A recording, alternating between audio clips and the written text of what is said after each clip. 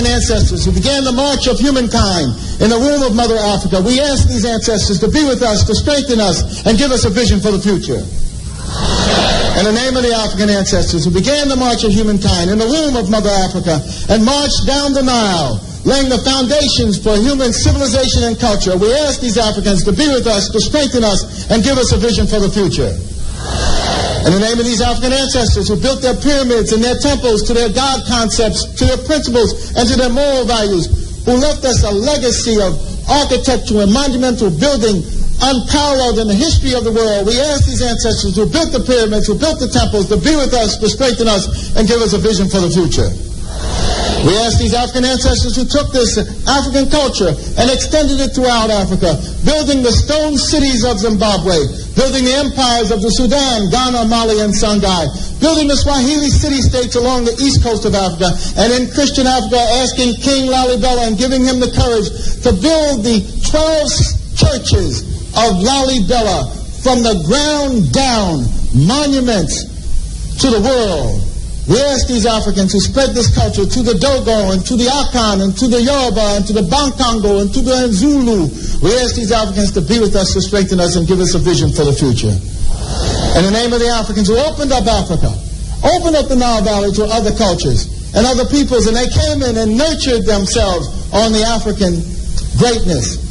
First coming in early with the ancient Hebrews, and they synthesized this culture and produced Judaism. Later coming in were the Christians, and they synthesized this culture and produced Christianity. Coming in were also the Greeks, who took the African culture, synthesized it, and produced Greek civilization. And then later, the Prophet Muhammad, and with the Arabs coming into the Nile Valley, they synthesized the culture and produced Islam. We ask these African ancestors, who as part of their legacy laid the foundations for Judaism, Christianity, Islam, and Greek civilization, to be with us, to strengthen us, and give us a vision for the future. We ask those African ancestors pulled out of Africa, taken to the hells of North America, South America, the Caribbean, maintaining the spirit of African humanity in their hearts and in their minds, and who left us this enormous legacy of struggle. We ask those Africans who resisted enslavement in the villages of Africa, who resisted enslavement in the shores of Africa, who resisted enslavement in those forts and dungeons, who resisted enslavement in the holds of those ships, who resisted enslavement when they arrived on these shores in the New World.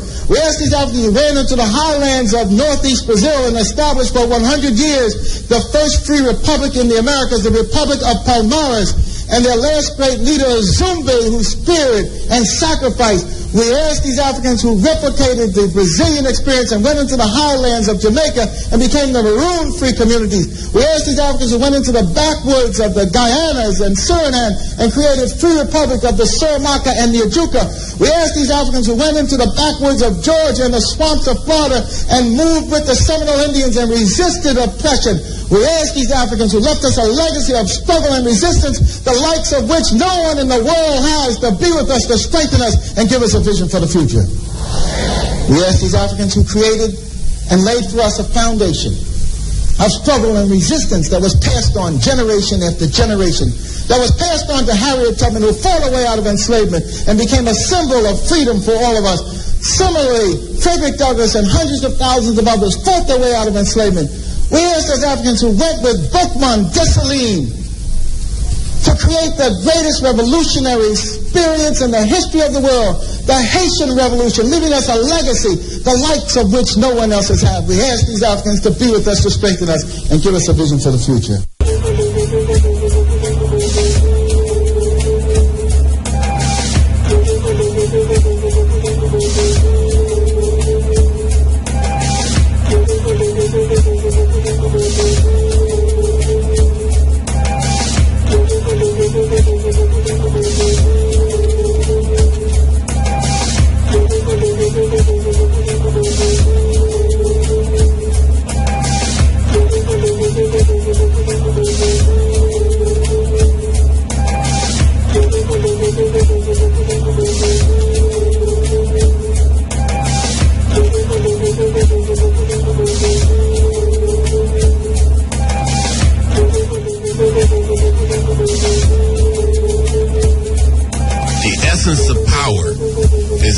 To define someone's reality and have them live according to that definition as though it is a definition of their own choosing.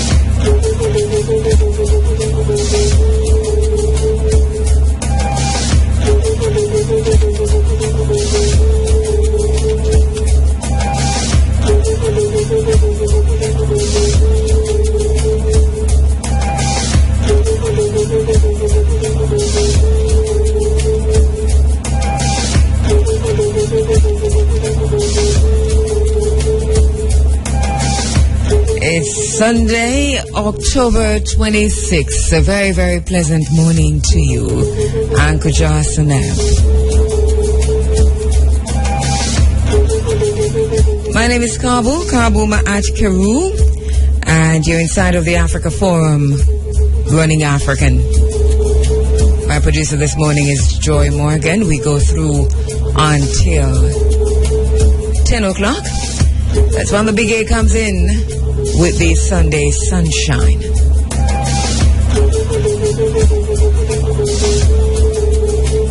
Reuniting the African family for development is the vision of the Africa Forum, to reunite the African family for development. Our mission, blazing new paths towards Africa's rendezvous with destiny, bearing witness, demanding change, crafting an African-centered agenda for change and development.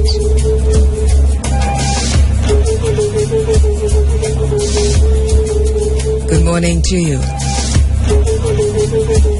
Pleasant morning to you on the island, on the 107.1, all the way to 107.9. Good morning, good morning, good morning to you.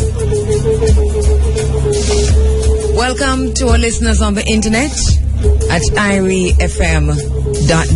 A very, very pleasant morning to you. Welcome to this space, this Pan-African space. Welcome to our listeners on your Android apps, your iPhone apps, your telephone apps. Good morning to you. Welcome, welcome. Very happy to have you with us on IRIFM inside of the Africa Forum. Good morning, good morning, good morning. Pleasant morning to you this morning. If you are just stirring, if you've been up all morning, if you're traveling, wherever you are, good morning. Thank you for joining us inside the Africa Forum in this space at this time. We know that it's a choice that you made, because you've got many different channels you could switch to, but here you are.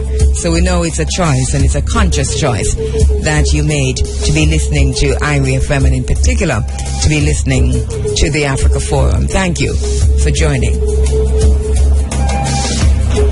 At 11 minutes after 6 o'clock on this here Sunday, October 26th.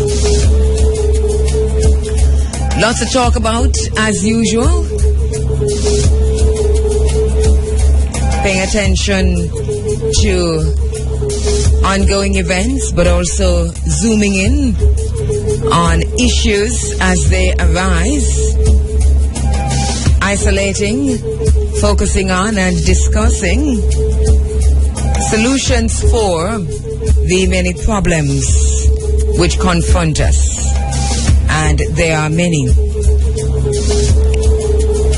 As a people, we have been very good. We've got the talk down. We've got the meetings down. We excel at the talk. We excel at the meeting. We excel at analyzing the situation, analyzing the problem. Where we have fallen short and continue to fall short is articulating, creating, developing, crafting solutions and implementing these solutions. It has been our shortcoming. So we hope that even as we go into a new year, because we're getting there, that this will be the focus. Solutions. How do we implement the myriad of solutions that we have posed from time to time,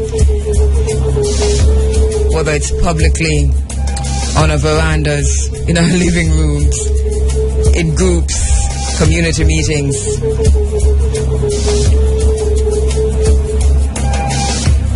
Part of what we do here is to foster and to facilitate that, and we continue to do that as we go into the next year. For this morning, though, some of the issues we'll be highlighting and looking at.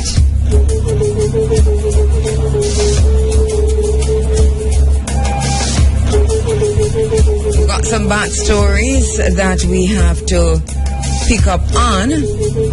Some of these are related to GMOs, some of these are related to land, some of these are related to access, inclusion, greed, corruption. Some of these are related to the emerging situation of China in Jamaica, China in Africa, and the continuing neo-colonization by the Europeans and America of Africa and the Caribbean countries. A lot of backstories that we have been talking about for a very, very long time. Solutions we have posed as a people, but our condition seemed to be slow to improve. Let's put it that way.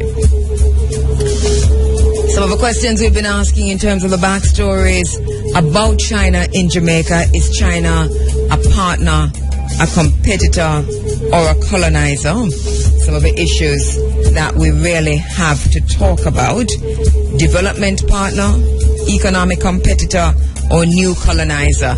I think it is not too late for us to redefine our relationship with China and to determine whether we're going to go for development partner, whether we're going to go for new colonizer, or whether we're going to be settling for economic competitor, which seems to be part of what we're doing.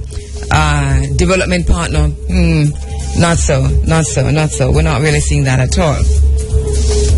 So that we have these issues, they're ongoing issues, and even while the focus might not be on that for the morning, we are still obligated to raise these issues in this space. The issue of China in Africa, of China in Jamaica, of China's engagement with the African diaspora.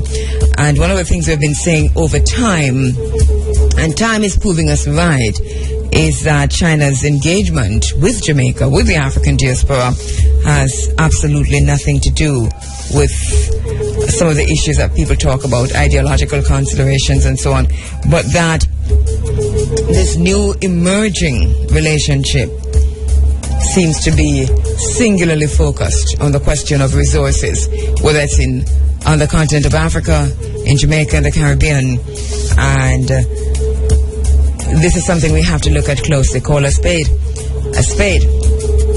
So that's an issue that's a back issue, but it's also a fore issue, because it's one of those issues, an emerging issue that we have not been dealing with in the way that we should. Yes, we talk a lot about it, and we create petitions. It is what I myself feel that this is what I have at my disposal to do right now.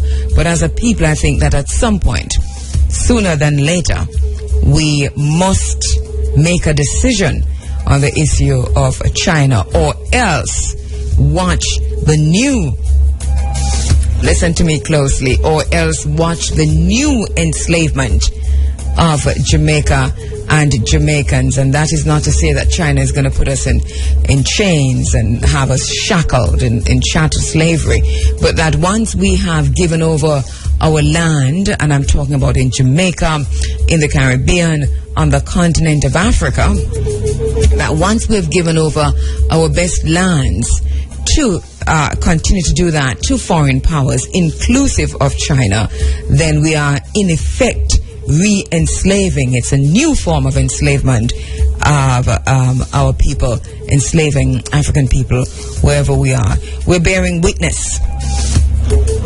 We're bearing witness to a non-reversible land grab, land heist, corporatization of Jamaica's lands, of Africa's lands, and that this corporatization is bound, without a doubt, to displace the poorest, the most vulnerable citizens of Jamaica, of the Caribbean, and of the continent of Africa. We are bearing witness to that. It's a new enslavement. So when we talk loudly and shout loudly about the transatlantic trade in Africans, the enslavement of our ancestors, when we shout and pound and call down brimstone and fire against that, we must also be fully aware that we are now integrally involved in terms of bearing witness, in terms of being in the space at this time, witnessing the new enslavement of the African wherever we are. What are we going to do about it? Where is that anger? Where is that righteous indignation that we feel and articulate and chant down and chant against? Where is that? It is not hard to understand. I think what it takes and what it needs is just for us to take a moment to think about what is happening around us. We talk about the Africans, the leaders who participated in the enslavement of Africans, those who signed the documents, those who sold us, those who participated in the trade, because there are those, and history document those, has documented those very, very, very well, from either side. And we don't need to read the European side. We can just go right and read all the historical documents of the Ashanti Kingdom to see the extent to which African leaders participated in the slave trade. Now, this is not a judgment on anybody. Where the judgment is right now is that we're seeing that again. We're living that. We are living history. We're participating. We're seeing. We're bearing witness to the sale of Africans living in Jamaica, of Africans on the continent of Africa. Let me take it down to Jamaica. We're bearing witness and seeing the sale of Africans living in Jamaica, the sale of ourselves, our good selves, by those who are in positions of leadership. So they sign documents and they call them trade deals and trade agreements and foreign direct investment. But they sign documents, they call them loans and so on with the IMF. And they sign these documents, which are in effect bills of sale of our good selves to foreign powers. The difference is that the shackles, it's economic slavery, it's economic terrorism, it's the enslavement of exclusion, it's the enslavement that includes landlessness on a massive scale. And so we're bearing witness to that. And the question is, will we stand aside and watch in terms of bearing witness? Or does bearing witness for us means that we bear witness on behalf of Sam Sharp, that we bear witness on behalf of Paul Bogle, that we bear witness on behalf of Nani, that we bear witness on behalf of Marcus Messiah Garvey Mwalimu? What does bearing witness means? Because bearing witness means we can do it like the Jehovah's Witnesses. We can do it like those who watch the crucifixion, for those who are Christians, who stood aside and said nothing. Or we can bear witness on behalf of our ancestors, which in essence means that we continue the unfinished revolution, that we continued the unfinished fight for emancipation, that we finished the unfinished fight for true independence. What does bearing witness mean to you? Some of the issues we have to look at this point in our history and at this point in our development. One of the things that we have to be very, very cognizant of is that we've reached a point where the blame game must stop, so that we know how we got here, and we've been pointing fingers forever. And this, because of this, for many of us, there is a paralysis. And Dr. Jeffries talk about paralysis of analysis, because we talk so much about how we got here, how we came here, who was responsible. But here we are. And will we remain here in this condition, in this way, or will we kick against the pricks? And I mean that just the way it sounds. All right. You're inside of the Africa Forum. Let me get off my soapbox. We have lots to talk about this morning. Local food production is something that we have to talk about as part of a backstory, but part of our immediate reality. And this sale and the giving away of our lands is directly connected to our ability to provide for ourselves and for our immediate families, talking about food security. Because while we give away our lands to foreign interests, they are using these very same lands for their own development.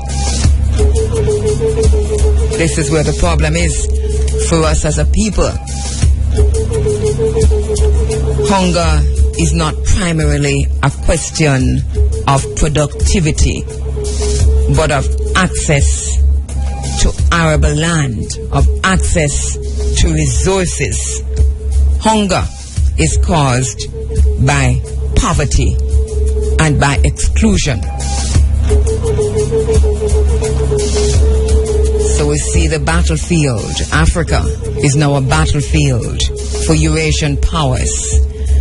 The Caribbean has become a battlefield for Eurasian powers.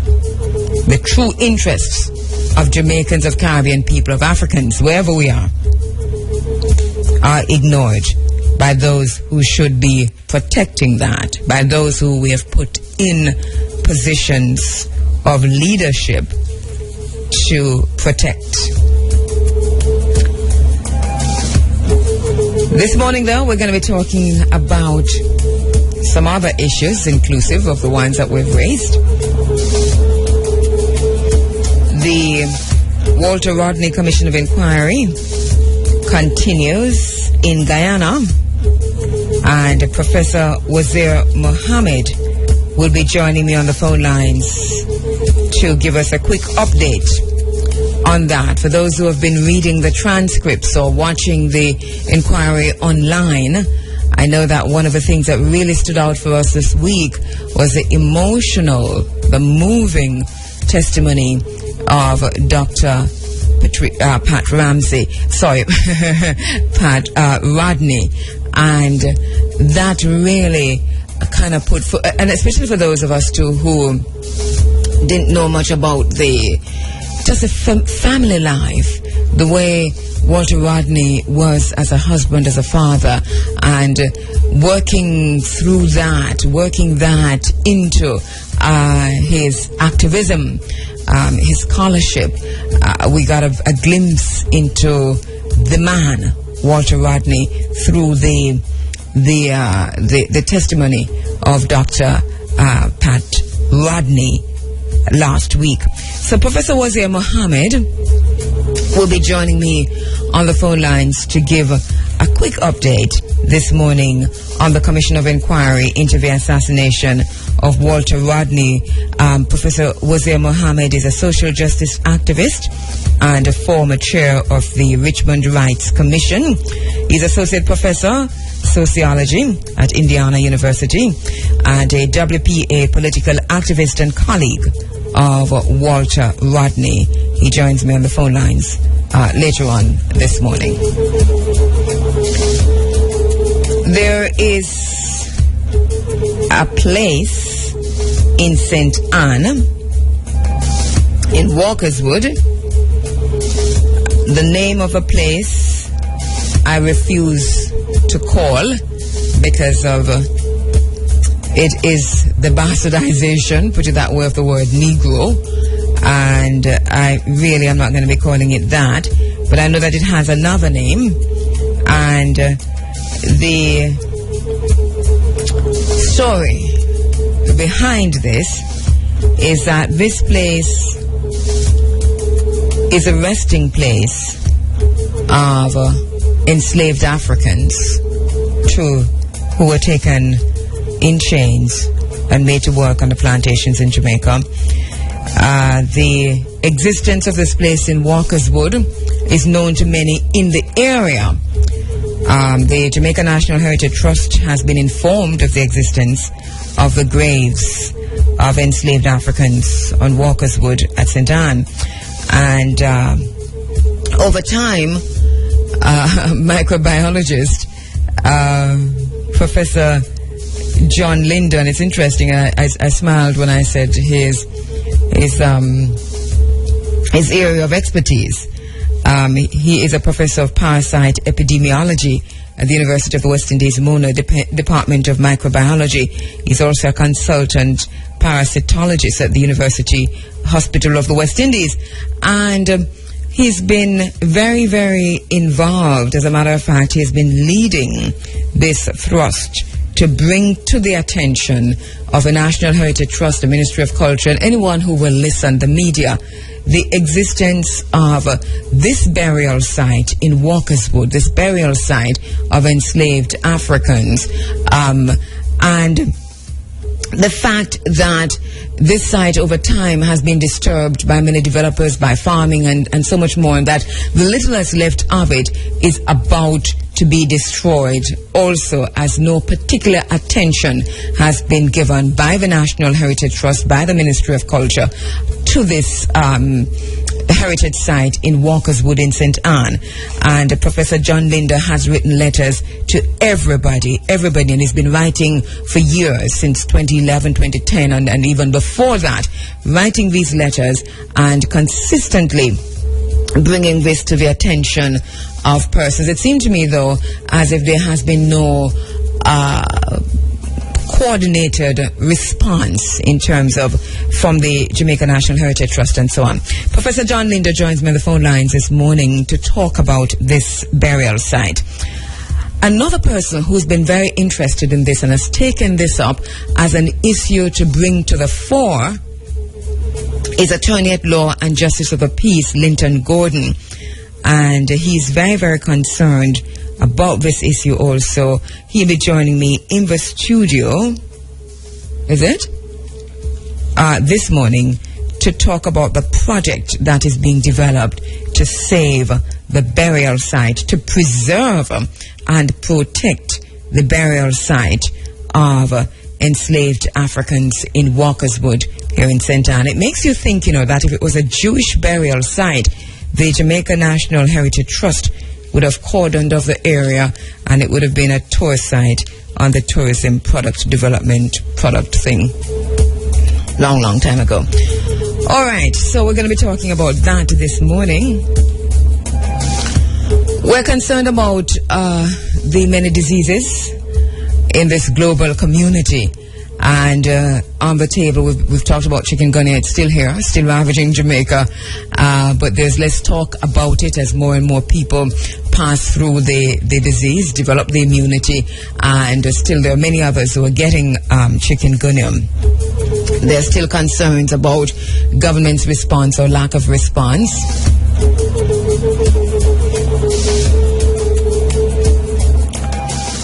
But I think even more so, there is a fear among many, of Ebola.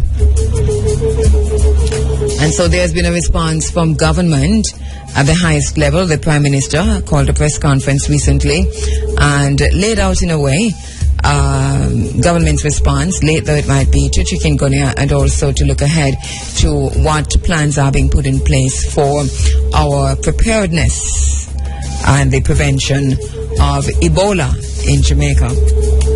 Now, many have been asking the questions, though, about the protocol. I mean, the protocol that has been developed here in Jamaica, and whose protocol are we using? I know that many developing countries are using the protocols from the CDC and the WHO. Where that falls short, though, is that in recent times, in the last few weeks, the CDC and the WHO themselves have had to concede that the protocols they had in place were insufficient, ineffective, and so they are looking again at those protocols. The question is, to what extent are we dependent on those ineffective protocols that failed from the WHO and from the CDC?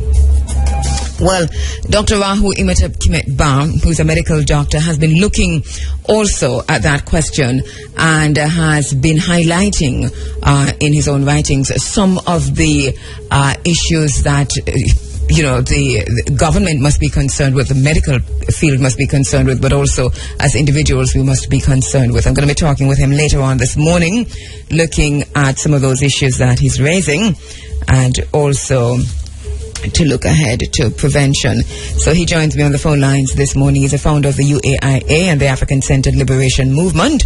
He's a medical doctor who studied in Jamaica, Florida, and Czechoslovakia. He's author of Practical Solutions for Jamaica, A Nation in Crisis, and an essay on crime in Jamaica, published by Ron Kabu. Now, he's going to be joining me on the phone lines to talk through some of those issues. Beyond boundaries, we've got a lot more to talk about in the program this morning. We also have the bottom line. I've been wanting to, for a few weeks now, to read as the bottom line a presentation I made at the Discovery Bay Poetry Literary Day event last year or 2 years ago, was it? Looking at the Angola model. We talk about the Angola model. We have done lots of interviews on the Angola model in this space, but because we have come face to face now with the Angola model, because we see it working with the Goat Island situation, we see it working with the Roaring River situation, also the Laughing Waters issue, that I thought this would be a good time to read it. So if we have enough time towards the end of the program, we'll put that in as a bottom line, but it really is a presentation I made to a group in Discovery Bay last a year and a half or so ago about the Angola model. Lots of questions arose from that because at the time we were talking about it, and that's many moons ago, we had we didn't have much, we had no examples literally in Jamaica to look at. But I think that now, as we see the Angola model being rolled out in Jamaica, it will make more sense to a lot of persons. The thing for us to do is to look ahead seriously, as China does, is to think critically, is to not just take what they tell us, but to analyze things for ourselves, relate things back to their historical perspective, their current perspective, and also then to project what might happen in the future. My projection was that we were going to see the Angola model being rolled out in Jamaica because China was doing this across the continent of Africa. It worked everywhere. Why wouldn't they do it in Jamaica? Here we have now that a few years later, it is being rolled out in Jamaica. Where I find dishonesty is where ministers of government, members of parliament, and so on have been saying that, when we sat down with China, we worked out this and we worked out that. They worked out nothing. All they worked out was how to give away our land. But basically, what we see unfolding in Jamaica is a set model that has been developed and refined and retuned by China started in Angola many moons ago, and we see it being replicated across the continent of Africa and now in the Caribbean and specifically in Jamaica. So when I hear them saying that these are what we worked out, we sat down and we negotiated this, bull. All they negotiated was to say, yes, we'll give you what you want, basically. All right, so we've got that coming up. We also have the local and international headlines and the IRFM Sunday Sports Diary. We've got the Supreme Ventures draw at 8:30, and in between that, we've got your music. So we've got much more to come inside of the program. Hey, just to let you know also that at the moment I'm now holding in my hands the St.Ann Development Order, proclamations, rules and regulations pointing to Policy OC3 in particular, which speaks specifically to the development or not of Fisherman's Beach in Oteria Sailor's Hole, it is called.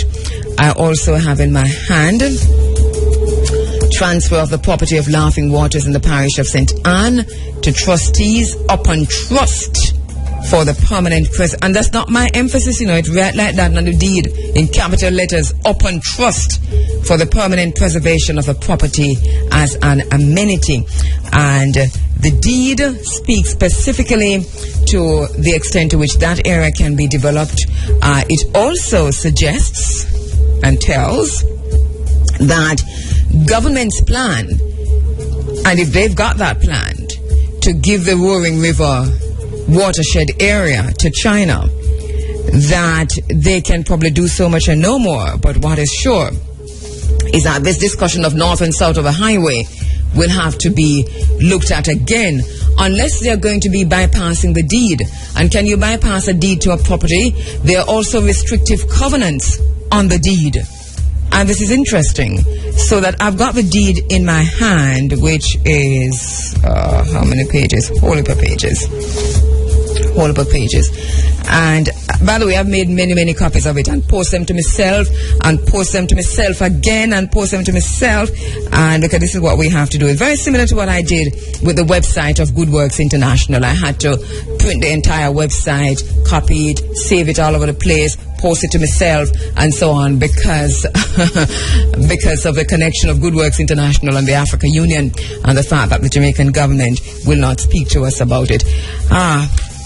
Lots to talk about. But we do have the St.Ann Development Order, and we've got the deed to the property, parts of the property there in the watershed, in the Roaring River watershed area. So we caution the UDC, and we caution the Ministry of Transport and Works, and we caution the government of Jamaica to be careful how it goes in terms of giving away our lands.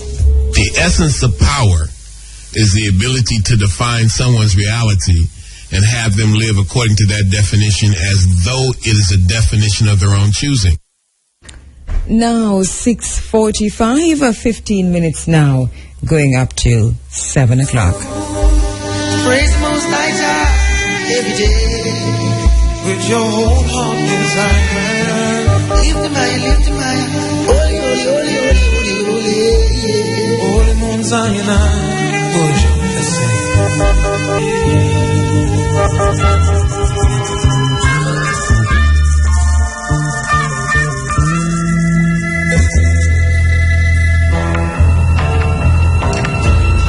There was a great trembling, and the earth shook. Must rise to bear this cross alone, and all the heathens go free. Just say no. Just say no. Just say no. Just say no. Clean up corruption.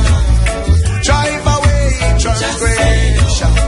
Set the captives. Jeffrey Africa. Running Africa ni. Haiti Jamaica. So what take kaka say boso kadia na Andre William and Atnasi ewo Ire FM.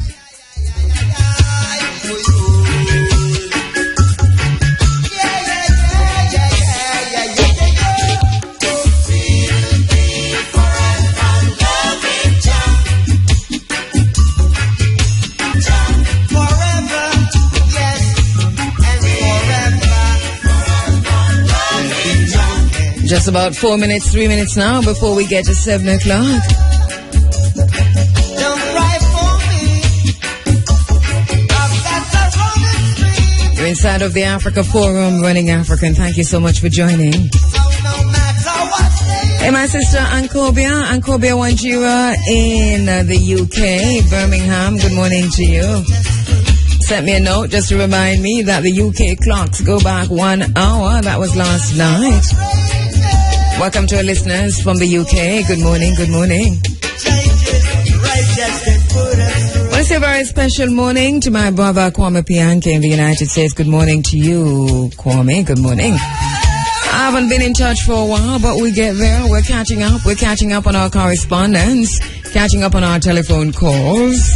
I know there's so much that we've got to do on a personal level that I haven't been able to do in a while. But hey, know that my heart is still there and my spirit is still there.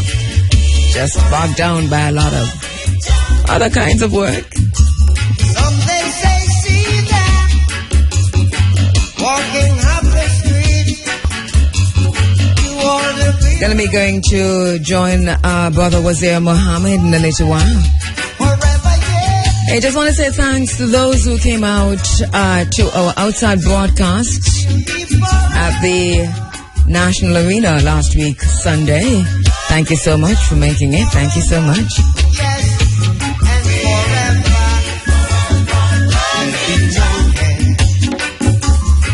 forever.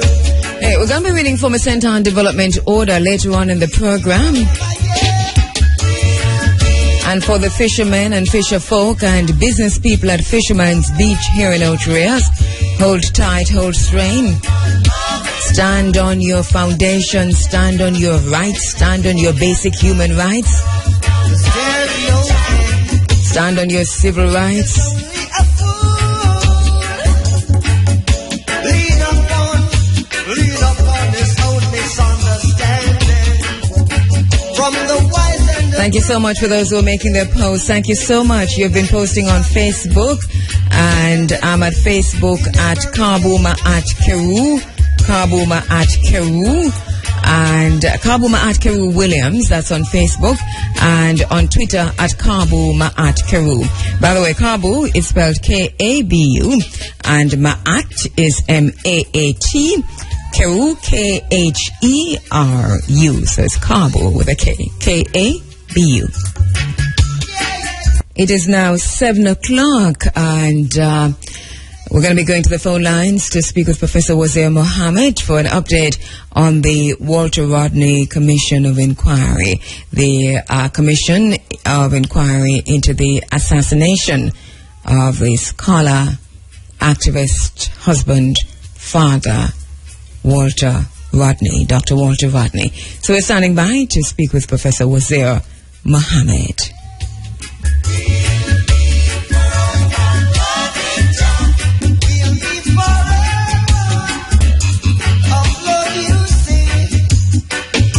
Also coming up in the program, we'll be speaking with Professor John Linda, attorney at law,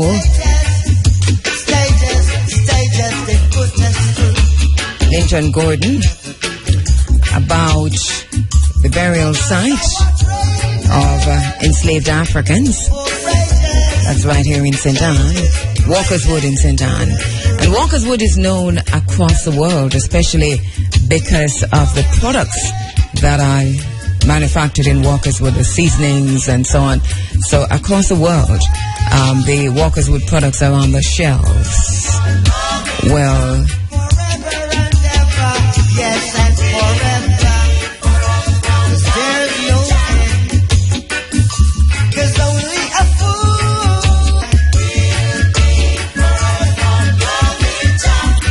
all right. We'll be forever loving Jah. Sound of Bob Marley and the Wailers there as we go to the phone lines to join Dr. Wazir Muhammad for an update on the Walter Rodney Commission of Inquiry. My brother Wazir Muhammad Hotep, thank you so much for joining us. Thank you for having me. All right. I was just saying earlier this morning on the program that for those who have been following the Walter Rodney Commission of Inquiry online or reading the transcripts, that last week was a high point, but it also tugged at the emotions in such a strong way because of the testimony of the wife of Dr. Walter Rodney, Dr. Rodney herself, taking the stand last week. But give us an idea, a background, because we're always getting new listeners. So a quick background on Walter Rodney himself. Who was Dr. Walter Rodney? Walter Rodney was one of the most well-known and most independent historian of African history. That's the first thing. He wrote how Europe underdeveloped Africa. He showed how Europe benefited from the slave trade and how Africa became underdeveloped because of the slave trade.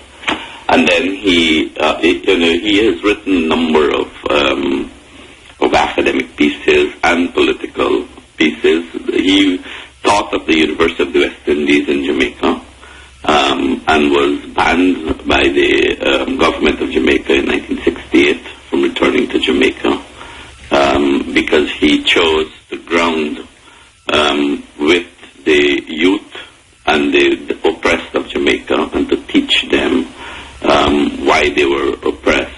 And so he wrote Groundings with My Brothers, which really is a collection of the lectures, the discussion, the discourses he had with the oppressed in Jamaica. Of course, Walter Rodney was a Guyanese, and he returned to Guyana in 1974 and was denied a job at the University of Guyana after being appointed to the history department. This set off a lot of protests in Guyana and internationally. He soon was engaged in politics and joined with others to form the Working People's Alliance and became a political activist, a leading political activist in the country, and began to campaign politically for the end of the political dictatorship in Guyana. Mm-hmm. And he was assassinated on June 13th, 1980, in Georgetown. And since then, there has not been any independent inquiry into the assassination, despite calls from the International Commission of Jurists, Amnesty International, the Working People's Alliance, people across the Caribbean. And so an inquiry has recently been set up by the government of Guyana. 3 commissioners have been appointed. Commissioner Cheltenham from Barbados, senior counsel from Barbados, chairs the panel of inquiry. There are 2 other members. Jacqueline Samuels Brown, an attorney at law from Jamaica, is a member of the Commission of Inquiry. And Sinat Jairam is another member. This commission has been meeting now for several months, mm-hmm. and has just begun a new session in Georgetown. All right, and just before we talk about the latest sitting, there's always been and many books and articles and critical analysis have been done about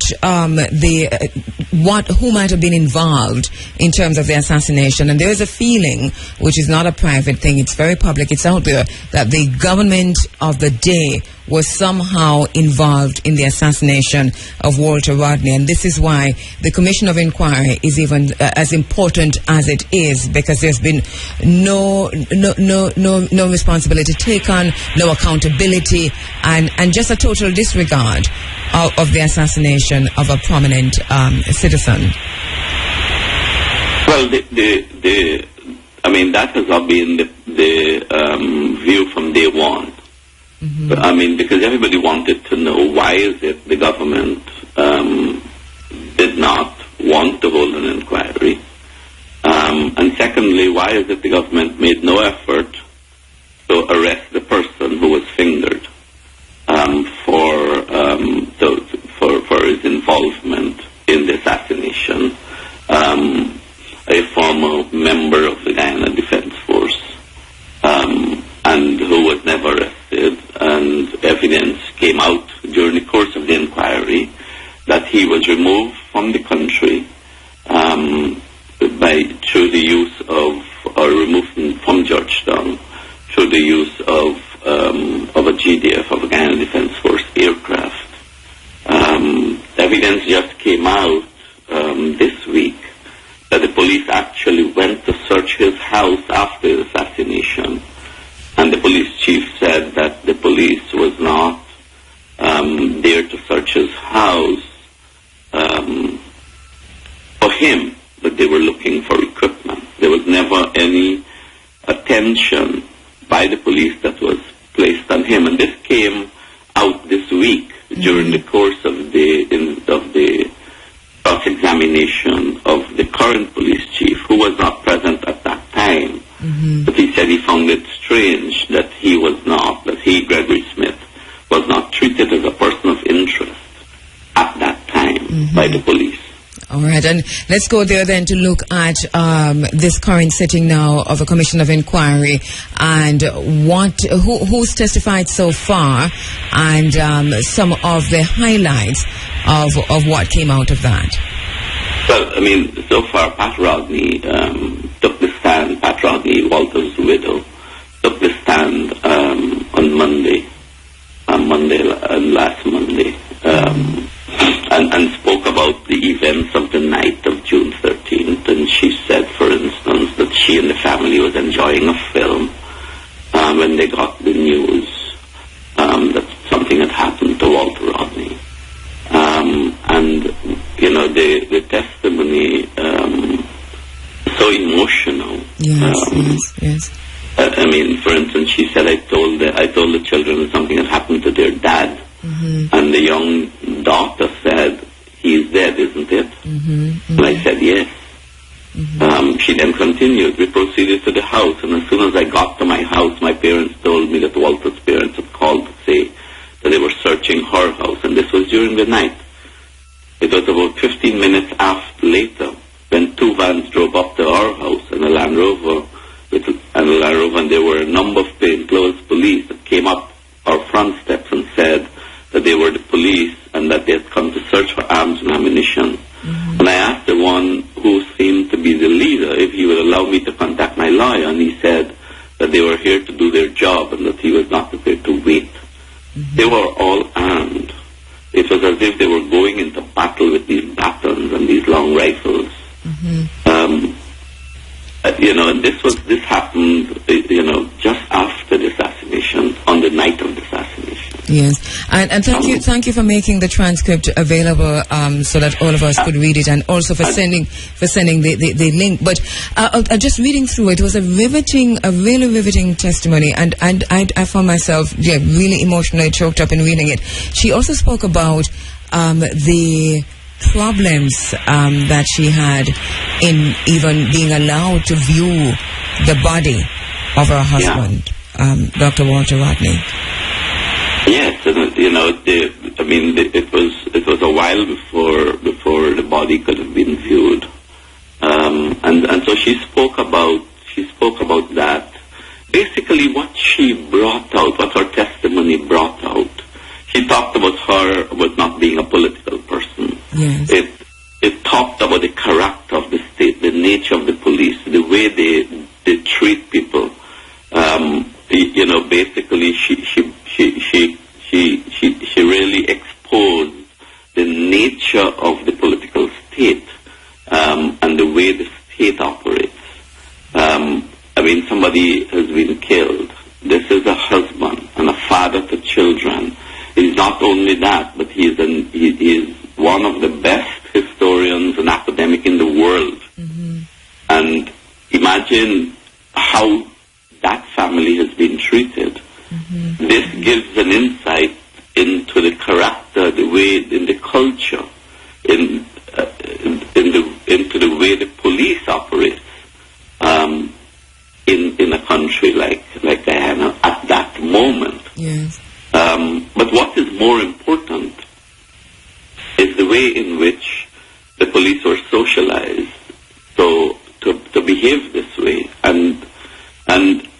me, as a person who was very young at that time, I was about 22 years old. So I'm able to compare the operation of the state then, the operation of the state now, the operation of the police then, the operation, and you can see how the police of today have learned from what happened then, have been socialized to see that as normal. And that is, I think these testimonies coming 34 years after an assassination becomes important. And this is why I feel that the press has a very important role to play in characterizing these testimonies, in discussing the testimony of Pat Rodney.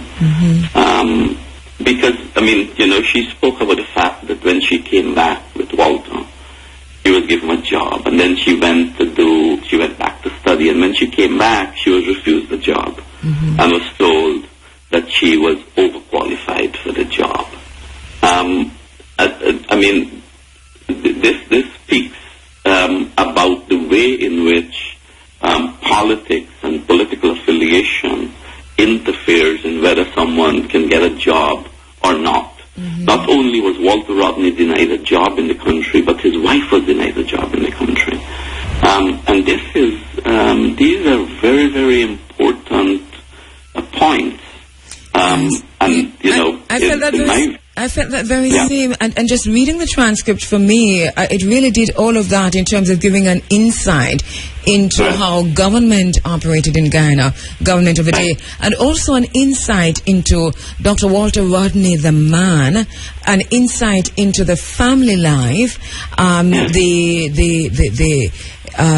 conflicts, but and how they were dealing with them, the uncertainties, and the way in which Dr. Rodney stood up, really strong and firm, even with everything happening around them, and even Pat herself, her strength came out in all of this. I responded to her as a mother, and she had 3 young children at the time, as she talked about the journey from the confusion after the assassination, when she finally saw the body and the condition in which the body was kept in the morgue.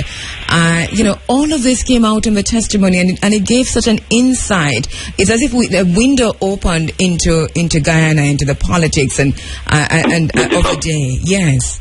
It also gave an insight into the Caribbean. Oh, of course. Spoke about Walter being arrested at the airport in Trinidad and put to sit on a chair. Yes. This is not new, and this continues to go on, and Guyanese continue to be arrested at these airports in the Caribbean. That's what I was arrested. I was arrested at the airport in Trinidad. I think it was sometime during the 1980s, and handcuffed the chair overnight. This continues.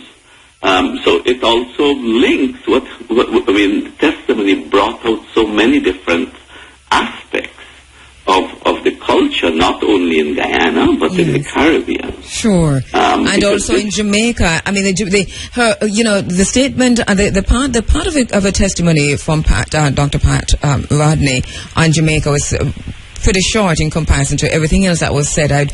But then to hear that, so he went with Bobby Hill to a conference, and then they're coming back, and he's not allowed off the plane. And immediately you begin to look at what was happening in Jamaica during that time, and the reference to the Rastafarians and so on. This is, I think, one of the single most important testimonies coming out of the Commission of Inquiry must be that testimony from Dr. Pat Rodney. Is one of the most important testimony, and it's basically this is the beginning of that phase of the inquiry. It would seem where the nitty-gritty of the assassination is beginning to be discussed. What is coming under question now is exactly what happened on the night of June 13th. Who was Gregory Smith? Why the police did not act? Why the state did not act? The fact that the police, created or separate from the state. The police is the public face of the state. And if the police is not acting in the interest of the state, then the state would do something about that. But the fact that the state did not carry out any investigation shows that that the police was acting on their behalf. Yes. What came up this week was the fact that the British Home Office had sent in, on request, a forensic expert who came out with an inquiry, and that who came out with a statement, and that is now being discussed in the inquiry, because the police chief who took the stand after Pat Rodney was questioned on the actions that they took with regards to that report from Dr. Skews from the Home Office, from the British forensic expert. One of the points that he made in the report was that the bomb, the device, most likely was remotely fired. The chief of police said that it was clear that from the physical evidence that he had seen himself, that Walter Rodney was not involved in the arming of any device because his hand itself was not blown up, and that is clear that he was not fingering any device. That it seems clear that it was remotely controlled.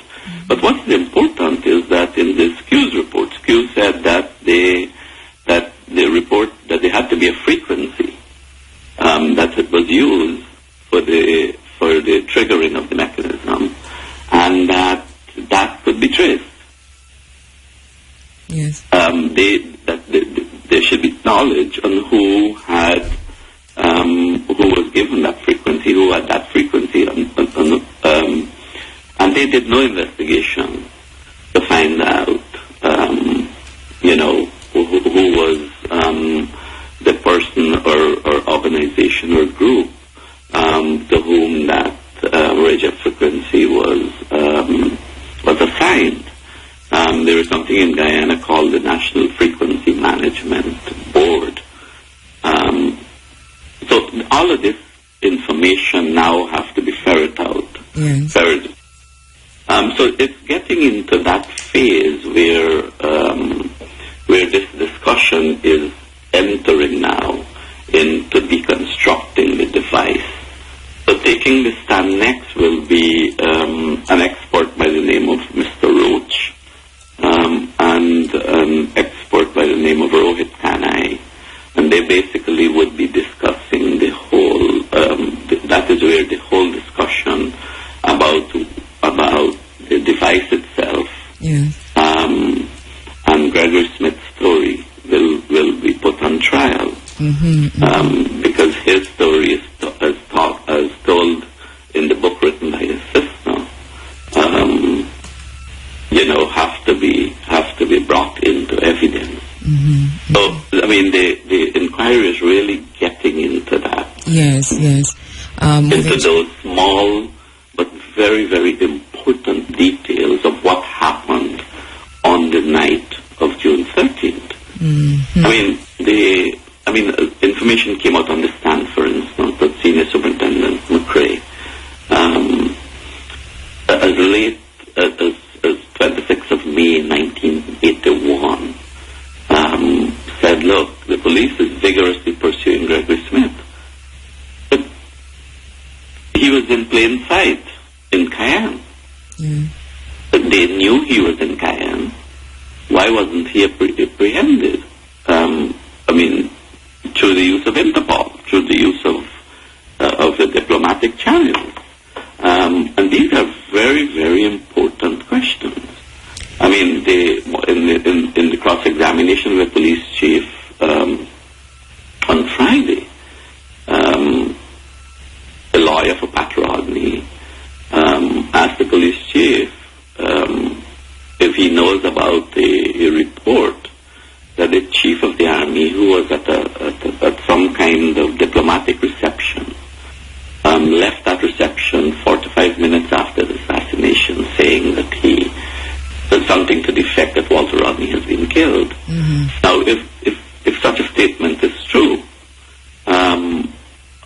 how did he know that it was Walter Rodney? Yes. When the body had not been identified.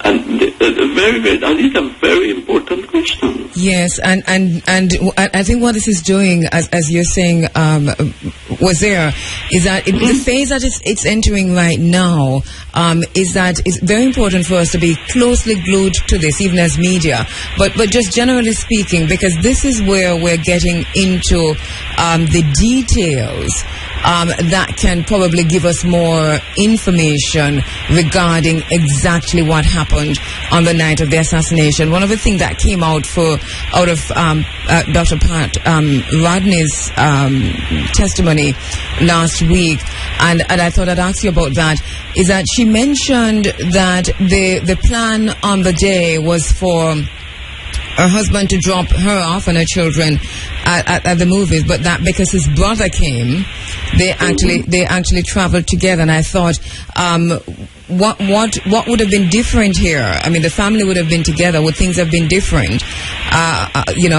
This was a night. This is a day that they chose to assassinate him, to kill him. Right. She talked about the fact that they had one car, for instance, and the nature of his life, and how he would give time to the children, but would also do what he has to do, and so he had to leave them to go with his brother on this assignment, because Walter. A lot of people have said that questioned what he was doing there. But, he felt he was such a down-to-earth person that he felt that, if he could assign somebody to do something, then he could do it himself also. Mm-hmm. And so, all this level of testimony is bringing out the character, the nature of Walter Rodney itself, the kind of person he was, why he was there, and not somebody else. More of this information is going to come out as this whole, as the events are pieced together, exactly what happened on that night. Mm-hmm. So as we get to the last few minutes, what happens next for the Commission of Inquiry? Who's taking the stand next? What? Well, an electronic expert by the name of Mr. Trenton Roach takes the stand next. Mm-hmm. And then, as I said, Rohit Kanai takes the stand after him. Yes. Still to come in this session will be testimony from Dr. Omowale, who was arrested along with Walter Rodney in 1979, and Dr. Rupnaraj, who was also arrested along with Dr. Rodney in 1979. Mm-hmm. So those would be also very important testimony that will speak to the character of Walter, the politics of Rodney, because they were very, very close colleagues, and they were both leaders of the Working People's Alliance, and they're expected to take the stand next. Okay. Next, this inquiry is likely to go for another 2 weeks. But this inquiry is not only about the assassination, it's also about the nature of the political state, not only in Guyana, but in small societies. Yes. I can't say enough that I would like to see members of the media, people in the community begin to pay attention to this, begin to write about it, begin to discuss it. Because of what is coming out in this inquiry is so important. Mm-hmm. Well, I do hope so too. We do our best to disseminate as much of the information that you send to us, and thank you so much for doing that. In the meantime, persons need to know that you can watch the proceedings online. You can literally log in and watch the proceedings online. Where do they watch that? Was there? They go to National Communication Network Guyana.com or ncmguyana.com.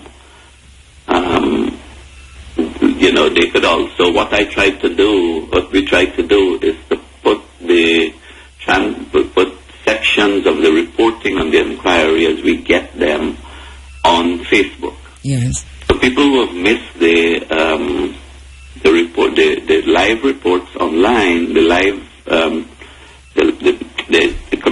Inquiry live online can go on to Facebook and they could read the reports, because what we put the reports on Facebook on Justice for Walter Rodney on Facebook. They have to search Justice for Walter Rodney on Facebook. Very easy to find, yes. We put all those reports on that Facebook page as they become available. Right, and we do repost across Facebook. So do that. Search for Justice for Walter Rodney on Facebook, or go to my Facebook page, and you'll get there, because we're reposting across the Stepping Razor, IRI FM, my own personal Facebook page, and the Running African. So it's not hard to find. But if you Google type in Justice for Walter Rodney on Facebook, you can get to the information. And once again, yes, go ahead. You Google Walter Rodney Commission of Inquiry, you will get a lot of the reports. Of course. A lot of the newspaper reports. Right. In some of the newspapers, they also have link to the video testimonies. So everything is available, and everything is available publicly, which is important, because, professors can assign their students, assignments on these things. I mean, people teaching media classes and communication classes could use this as a way of teaching their students. Yes. There's so many things that people can do, because what we need to do is to get this information to young people who did not know Walter Rodney, but who need to know Walter Rodney in order to understand why there is growing inequality in the world, and why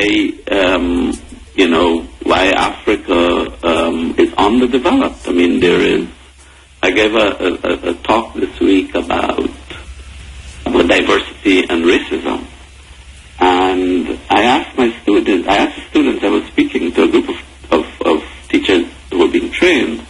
I asked them, why is it Ebola is being seen as if it's an African disease? And they couldn't answer. But all these things are connected. Walter talked about the underdevelopment of Africa that have to do with the culture that developed with the slave trade, with the way in which inequality has become structural. And so this inquiry helps us to reconnect people to Walter Rodney, so that people could study his writings. Yes. Because his writings are important. His book, How Europe Underdeveloped Africa, is now more relevant than ever before. Because of the way in which land is now being taken. I mean, we have a new kind of colonialism in which a lot of the land is being grabbed in Africa by large concerns and big corporations. And in the Caribbean, Jamaica is a prime example. These are issues that if we go into Walter Rodney's writings, it will help us to understand why these things are happening.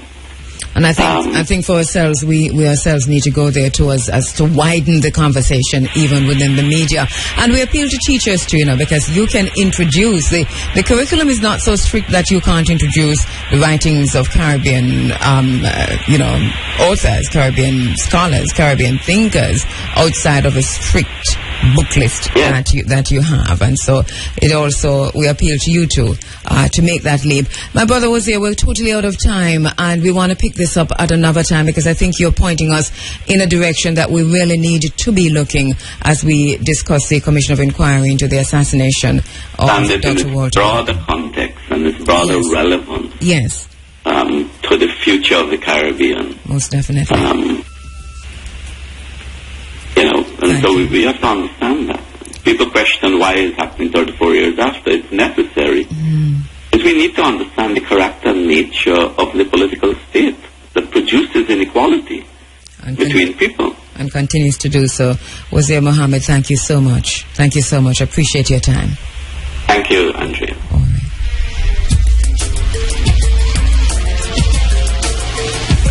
That, of course, was Professor Wazir Mohammed, social justice activist and former chair of the Richmond Rights Commission, associate professor of sociology at Indiana University, a WPA political activist, and a colleague of Dr. Walter Rodney, one of the members of the Justice for Walter Rodney Committee.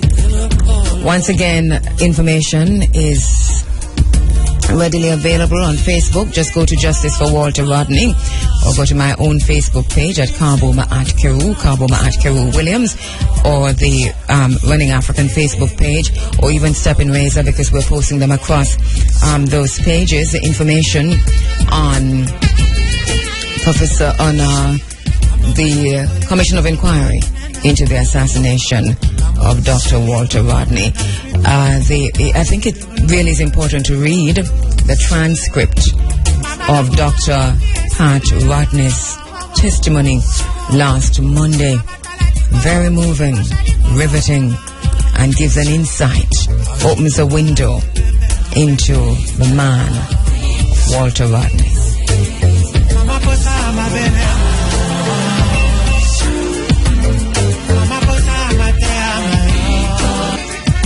We won't get over it until we've figured out what really happened, and until we've figured out a way to prevent it from happening again.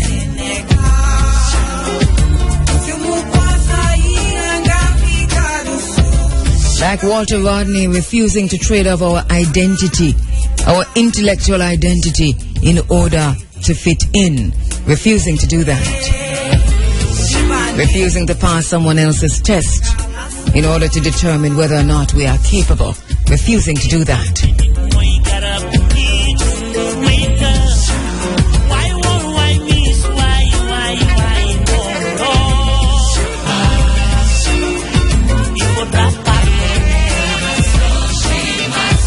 From the album called So Why,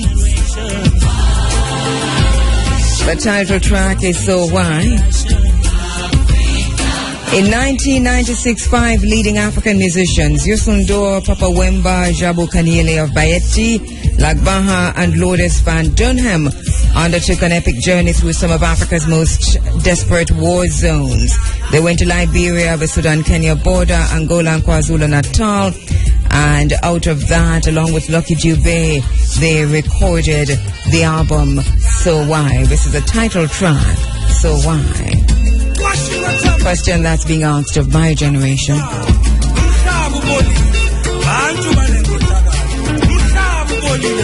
7:42, we're joined in the studio by a friend to the station and friend to the program, Attorney at Law Linton Gordon. Thank you so much, Linton Gordon, also Justice of the Peace. Thank you so much for joining us in the studios this morning. Thank you very much, ma'am. Good morning. All right, so you see his voice is no strange voice to RFM. You all recognize that voice.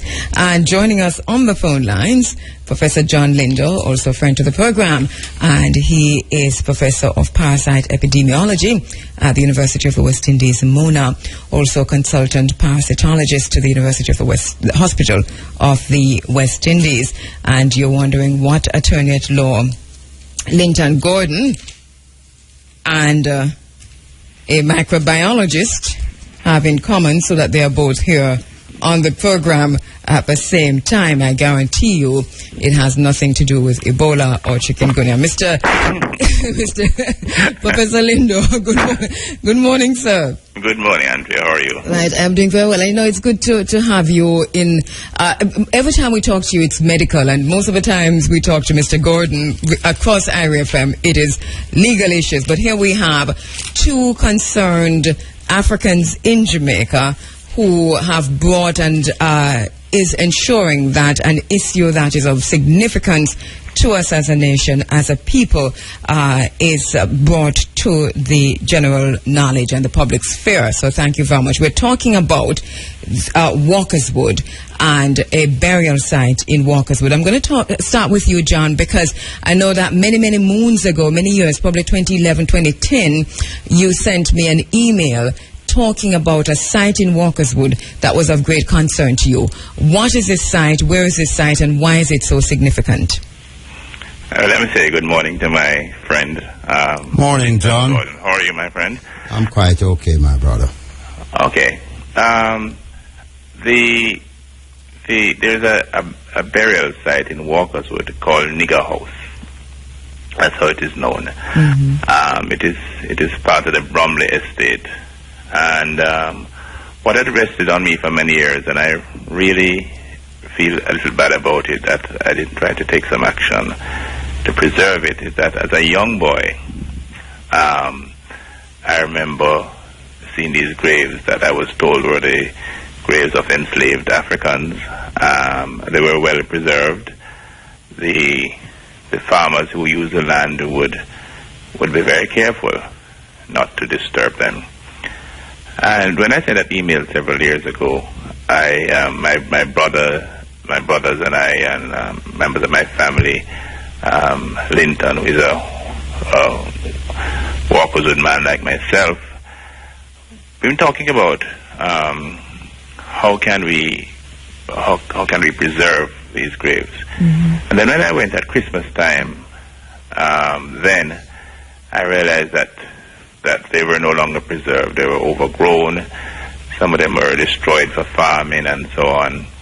And I decided that I would get some concerned citizens to look at this. So I tried to engage everybody I know, my RFM, historians, and so on. Yeah. And because I think it's very important that we preserve these burial sites. And also, in conversations, one of the interesting things about Walkerswood is that there are many, many great houses up there. Yes.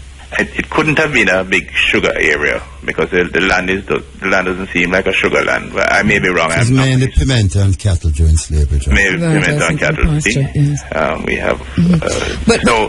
So I'm thinking that, in conversations when it came out, but person says, "Oh, but on this other plantation, I know about these enslaved African graves, and the local people know where they are." Mm-hmm, mm-hmm. In one instance, the owner told me of one of these plantations that he saw some enslaved African graves, and what he did was he called in a Roman Catholic priest to say a few words, and they were concreted over. Oh, Lord. And in his view, that was the decent thing to do. Yeah.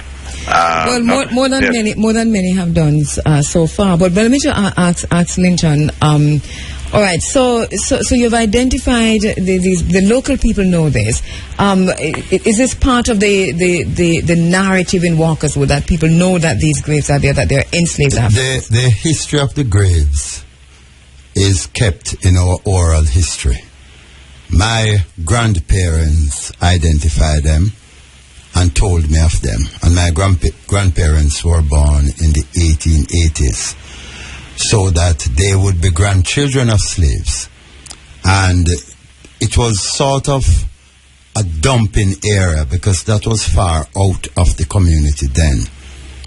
But it's not very far anymore because of development. Mm-hmm. The point to be noted in all of this is that we have to reach a stage where the burial site of our people, including the current cemeteries now, but more so these historical sites, are given recognition, are respected, and are preserved as part of our history, so that forever going forward, our descendants will be able to link, connect, and relate to these sites and be aware of our history and what we went through and how we were treated at that stage in our history. Is this how many graves? We're talking about burial site. Do we know how many graves?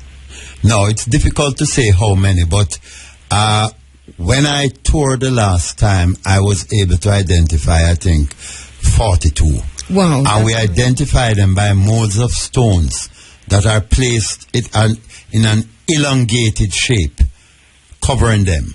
And you know that there is a grave there. Maybe there are more, I don't know. But of course, a more scientific approach can be taken of the area, and from there we could determine where should be enclosed or fenced off and be properly identified and honored. As it is now, these graves are on private property.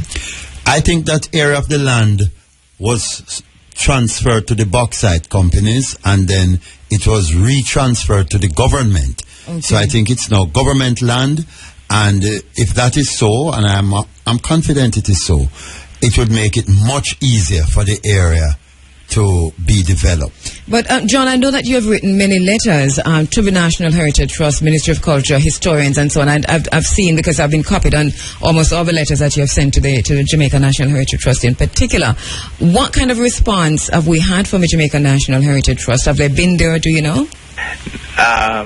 To the Heritage Trust, they were informed quite late in the day of this.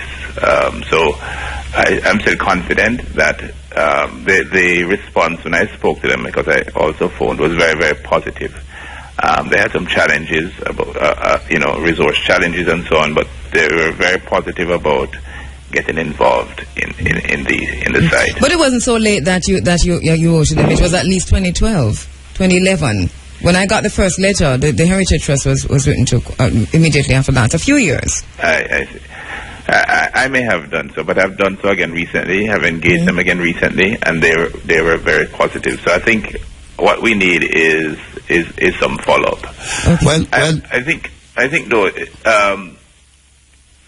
what bothers me about this site is that it's a very important site, as Linton said. He counted 42 graves. There may be more. I think as a people we run the risk of our ancestors, of the crimes against humanity just passing into oblivion. We need to bring the importance of these crimes against Africans. We need to bring the importance of the roles Africans played by their labor and by the cruelty meted out to them in developing the economies of Europe, the economies of the United States, with similar slave system in the United States. Is there a plan afoot, Linton, to preserve and protect the burial? I would say there is an intention. Once the formalities are gone through, that is to say, we are entitled to lawfully enter onto the land. It is the intention of John, several others up there, and myself, and several persons from abroad too, who are from the community, to put together a proposal to secure, clean up, and protect the site. And we also hope to have a service there where we can say a proper farewell to our ancestors. And then we maintain the site for persons to tour and to relate to it. Let me say too that it's very fortunate, and we are grateful to IRA FM for bringing this matter to the public, because the Member of Parliament for Walkerswood is the Minister of Culture, Honorable Lisa Hanna. So I'm quite sure this matter being brought to her attention, she will visit the site and will perhaps take the leadership in ensuring that things are done to preserve the site. Has it been brought to attention outside of through the Jamaica National I have not Trust? Personally done so. I haven't brought it to attention I don't myself. All right, but one thing we are certain of is that it's at the Jamaica National Heritage Trust knows, because I made some follow-up calls on your behalf, John, a few years ago, and interestingly, you have forgotten. But and this is why I'm stressing that the Jamaica National Heritage Trust knows, and they have known for a few years about this. So we can assume that the minister will know sooner more than later. All right. So are we? Is it a situation where you're waiting on government? It has to be done that way. There has to be intervention by the government, first of all, and the intervention need not be an expensive endeavor. All we need to know, confirmation that the citizens in Walkerswood can set up a body and can take charge, and they can assist us there. Walkerswood has a deep tradition of self-help. That's true. Post office was constructed by citizens. The market, the community center, and we are going back to Garden Hall where the Women's Federation was in the 40s and 50s, and it was always self-help. So and the whole seasoning thing started off as a cooperative. That is absolutely correct. Yes. It is from the effort of our foreparents. So let me ask you, John, how can you be sure? Are you waiting for confirmation that these are indeed a burial site of enslaved Africans? Is that? I don't think. No, I'm not waiting for any confirmation at all. What I'm waiting for is a development of interest. I just want to say that, I work on a sugar plantation, or I work at the University of the West Indies, and there are two obelisks. There are quite a few that name the Africans who were present on the plantation at the time of emancipation. That has done such a wonderful job of bringing to life that slavery was not a television movie. It was real. Here we have persons with names. And very interestingly, one of my young colleagues said to me, John, when you watch Schindler's List and you watch his graphic portrayal of the horrors of the Holocaust and so on, he said to me, the point where the movie became the most powerful for him is when they were making the list and they started to name persons. We need to do some historical research on this site.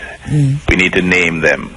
We need to celebrate their names in a way that persons can come and pay reverence to them. And it is true that it makes such a difference, the work that Professor Shepherd has done with the Emancipation Wars, for example, and those names. I mean, we play these names, we have them recorded and play them ever so often. So it really makes a difference. It makes... May I draw your attention? Make a hell of a difference. That's true, yes, it does. May I draw your attention to the way the British have treated their service members? There is a Commonwealth War Graves Commission, and the aim and objective of this organization is to maintain all the burial sites, all the cemeteries of serving members of the United Kingdom's army. And they are so unrelenting in this that on one occasion there was a Private McDermott who was buried in Maypen Cemetery, and his grave was damaged to the point that you could look down in it and see the bones. And the British came, they went to Maypen Cemetery, they exhumed the remains of the body, and they sought permission to reintern it in Upper Camp, and they did that. So seriously, they treat those sites. Yes, and we watch the 9/11 programs every year with, it doesn't matter what, if it's rain or snow or whatever, that the names of those who perished are called, and you talk about how it's done by the Jews and the Holocaust, and the names are preserved, and we keep ourselves, our history, our heritage and our ancestors alive, and I say ourselves alive, when we speak our names. But what about persons who are saying, why this interest in a burial site alive, and I say ourselves alive, when we speak our names? But what about persons who are saying, why this interest in a burial site from slavery days, when we are more concerned now about bread and butter issues? Well, it's not the burial site per se, but its historical significance. And no matter how challenging things are with bread and issue, a country or a people who ignore their history, who ignore their past, are destined to have it repeated against them, or they repeat errors they have made in the past. We must have a deep appreciation of how we came to be here, what we have gone through, and what we need to do to preserve the progress we are making. And why do we have these bread and butter issues today? Because the answers may well lie in those graves. Absolutely. Well, can you stay on for half an hour for some telephone calls, Linton? Sure. John, I'm going to wrap up with you. I know you also have an appointment, but anything you want to say finally on this issue? I know that you're invested in this, not just Walkerswood, but invested in ensuring that there is reparatory justice for slavery and so on. Anything you want to say finally on the Walkerswood issue and generally on just slavery in Jamaica? Well, I'd like to commend the work of IRFM. I'd like to commend the work of persons like Prof. Shepherd and others who have been blazing the trail. I would like to see going forward a rise in the consciousness of our people, the importance of these issues. That this goes way beyond Walkerswood. This is us. This has to be a part of the fabric of who we are. So I'm looking forward to a movement starting on documenting first, setting up a database where these graveyards are found, and efforts from the people. We won't look to the government to preserve them, and most importantly, where possible, to have archaeological and historical research where we can understand fully the lives of these persons, and my dream would be to name each and every one of them.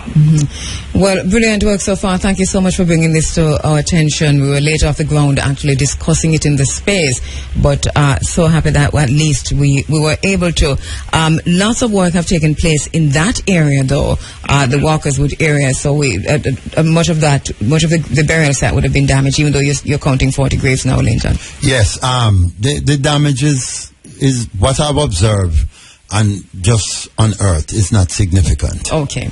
All right. So we're on it. And finally, I want to thank my friend Linton Gordon for his advocacy in this matter. I'm very, very pleased that he's on board because he brings a great perspective both from the legal and the historical point of view. And really, generally speaking, it is an unlikely pair. They were here on a common a microbiologist and a lawyer, totally outside of their field, but still totally within your field. Thank you so much. Thank you so much, John. Thank you very much, Andrew. Bye. All right, Professor John Lindo, they are bringing to our attention the burial site of our enslaved ancestors, enslaved Africans in Walkerswood, and the need to preserve this burial site, but not just for Walkerswood. How we treat Walkerswood is how we treat ourselves, is how we treat our history. Let's see what happens there. So Linton Gordon is going to stay with me, and we're opening the phone lines about half an hour right after this. 5 minutes now after 8 o'clock. Welcome back. You're inside of the Africa Forum, running Africa. And listen up. Top draw dollars, pick 2, pick 3, pick 4, cash pot, early bird draws are up next at 8:30. And Attorney at Law Linton Gordon still in the studio with me. We're going to go to the phone line to take your telephone calls. 974-5079, 5051, 5043, and 1-888-991-4152 are the numbers to call. Linton, can I ask you a legal question that have nothing to do with what we're talking about here now? Sure. What is a deed? A deed is a document that might be used for a variety of purposes. There can be a deed of gift. There can be a deed setting out the intention of someone and the desire for certain events to take place upon death. And there can be a deed with a provision for something to occur when a person, maybe a child of the maker of the deed, reaches a certain age. It's just an instrument that expresses the wishes and the desires of the person making it. And is it binding once legally done?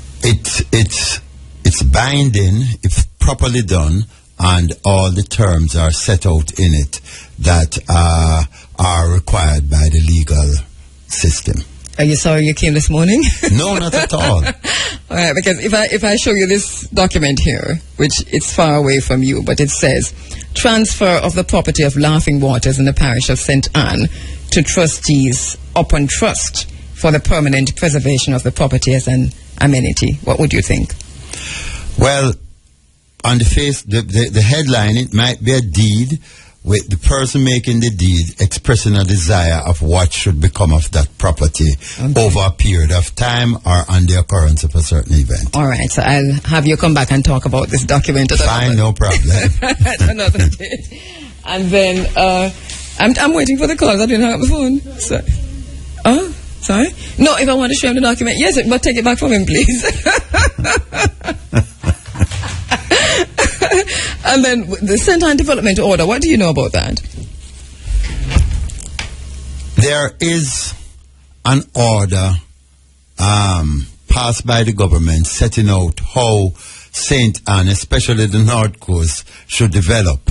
Okay. I think there's common agreement that that order has not been followed in the way it was intended to be implemented. If it is not followed, can somebody be sued for it?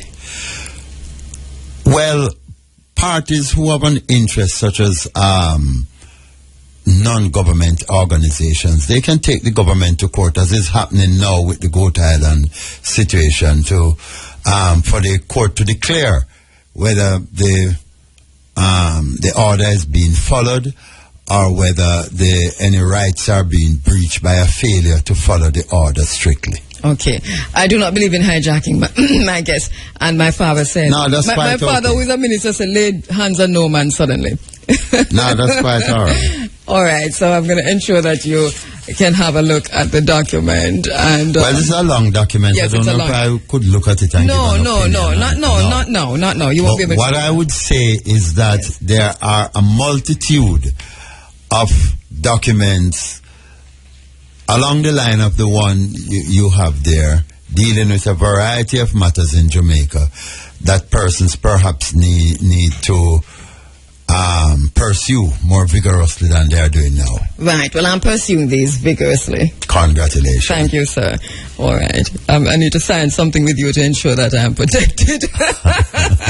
All right. 9 minutes after 8 o'clock.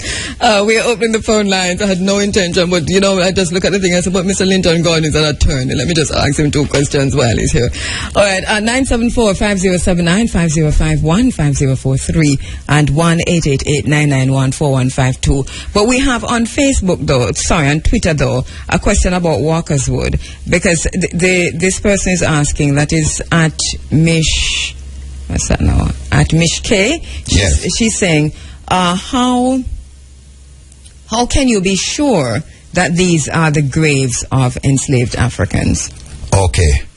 As I said earlier, the records relied on are records that are part of our oral history. Persons going back who could have been grandchildren of slaves. They have told their children, those children have told their children, and it has been handed down over the years as our oral history.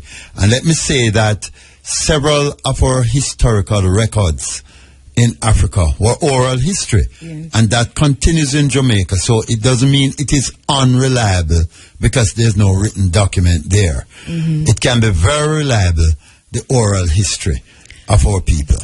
What would be the role of a Jamaica National Heritage Trust, do you think? I don't know if you thought it through that. Yes.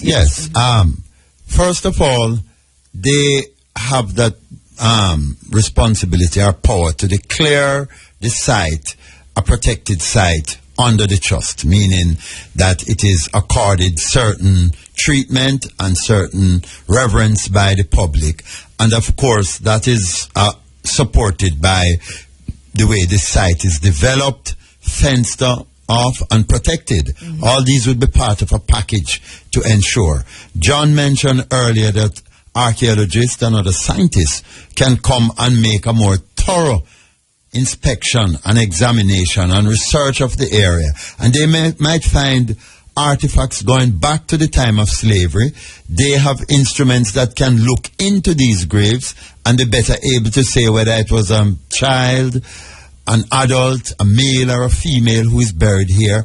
All that information can be put together, and it has been done by other persons all over the world. So that's not anything of great challenge in 2014. All right, we're going to go for a quick break, but we'll come back. We're taking your telephone calls at 974-5079-5051, 5043, or toll free at 1-888-991-4152. The phone lines are now opened.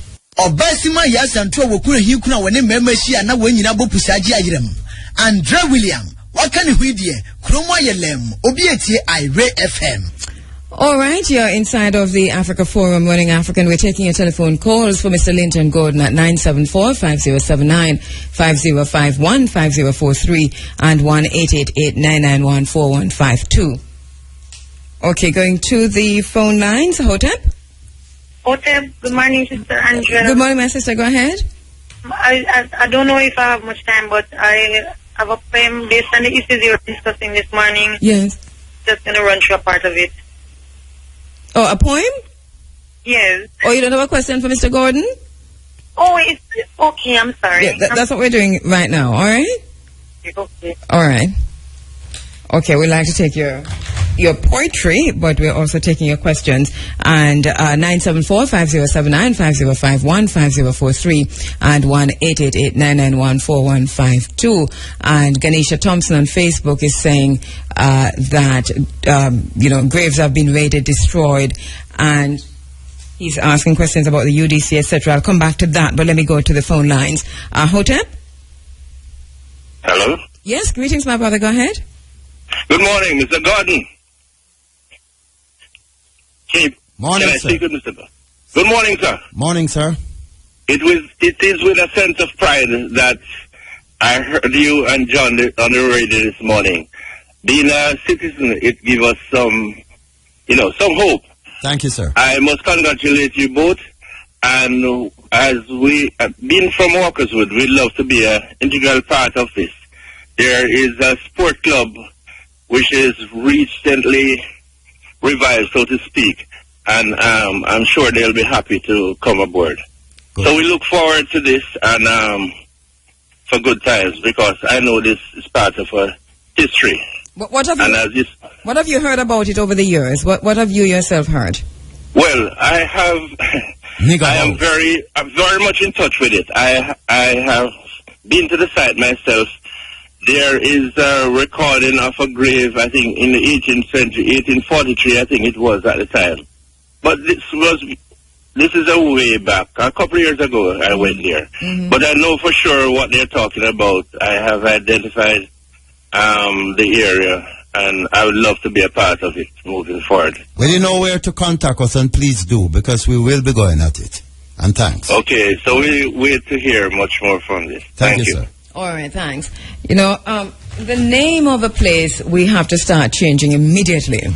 Yes. Because I can't say it, I refuse to say it. I know you have to say it to make people know where it is. Yes. But I refuse to say it. So why is it called that?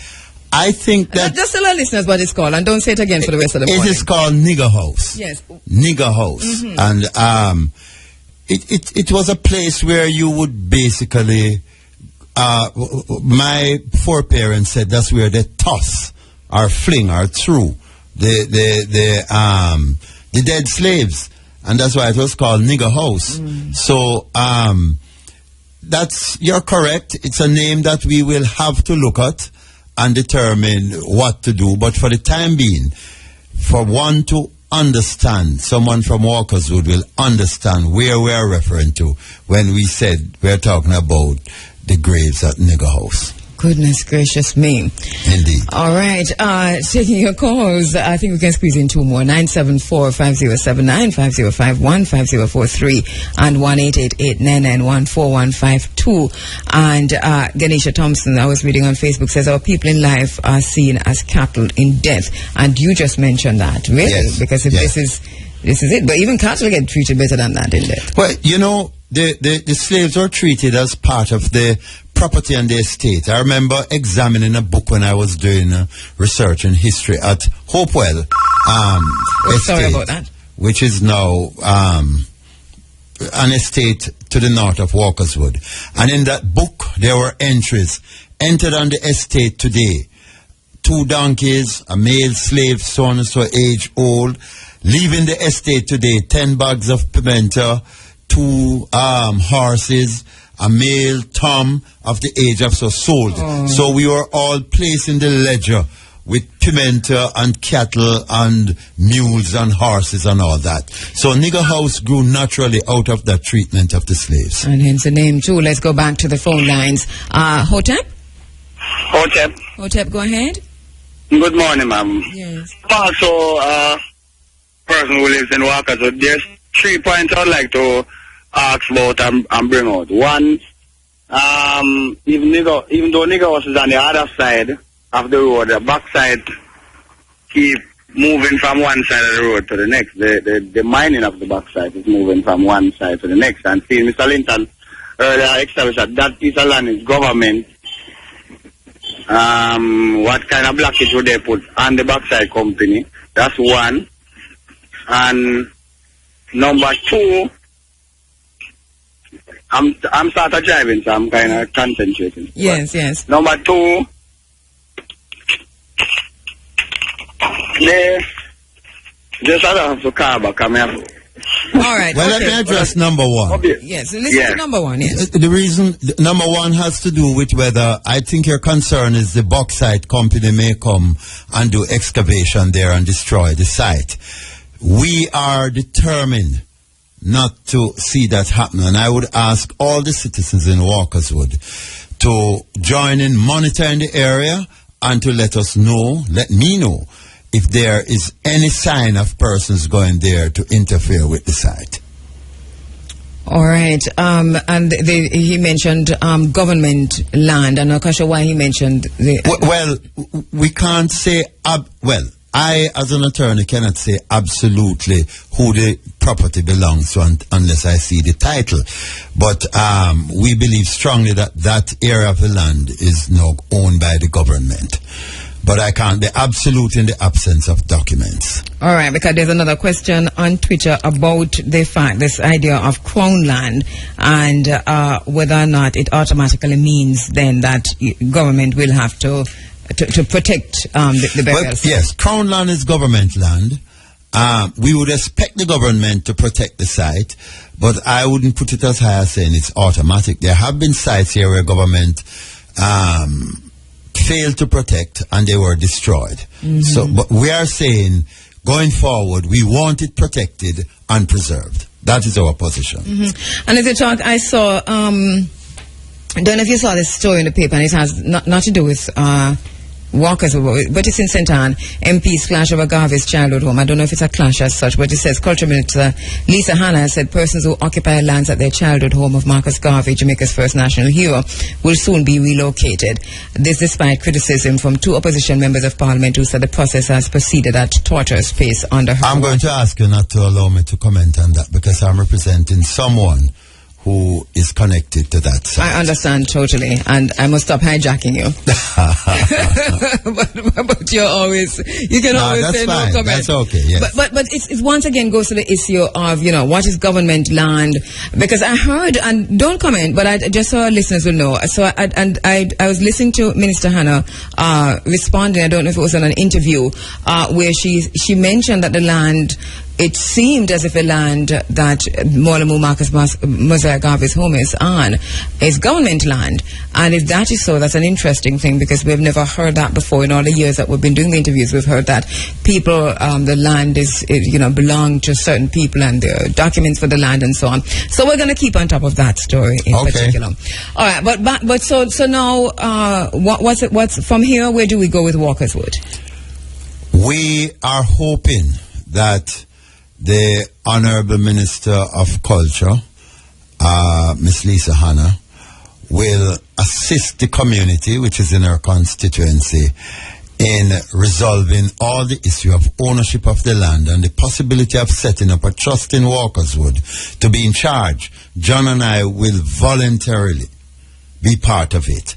And we will do all we can to preserve the site, but there are resources and capabilities that are within the government which we don't have. We would only ask them to provide those, and we will ensure that the site is brought to a respectable level. Yes, and one of the things that we want to caution government on, even as we think about this, is that, we spend so much time as a nation identifying the great houses where the enslavers lived and preserving those. So much time as a nation identifying where Columbus landed or where never landed and so on. You're absolutely correct. So we're very involved in ensuring government, at a government level, in ensuring that the European history is preserved, but our own history, the history of the people, our own selves, a whole different kind of treatment, disregard and disdain in some places. Here's a chance to do better.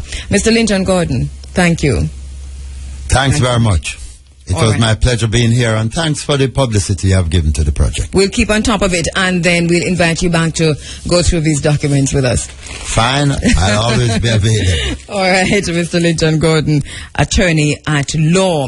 And here we're hearing about an African burial site, a burial site for enslaved Africans right here in St. Ann, right here in Jamaica, that is not yet preserved, has not been preserved, that we know the authorities know about.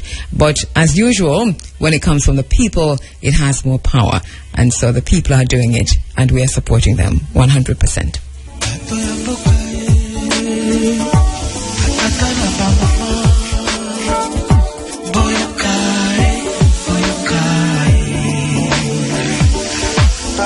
We're 4 minutes away, just 4 minutes away from the Supreme Bench's top draw dollars, pick 2, pick 3, pick 4 cashbot early bird draws, which are coming up next. And then right after that, we're going beyond boundaries, just looking at some of the issues that are facing us, some of the vexing issues, and so just some of the news out there. Also, the local and international headlines coming your way at 8:45, IRFM Sunday Sports Diary. Roger Asphalt is in Haiti, and we'll be joining him this morning to talk about the match, but also hopefully he can give us a quick insight into his experiences in Haiti so far. Also, hopefully we'll get some time to talk about the Angola model, just to read a speech I gave in Discovery Bay about a year and a half ago on the Angola model, China in Jamaica.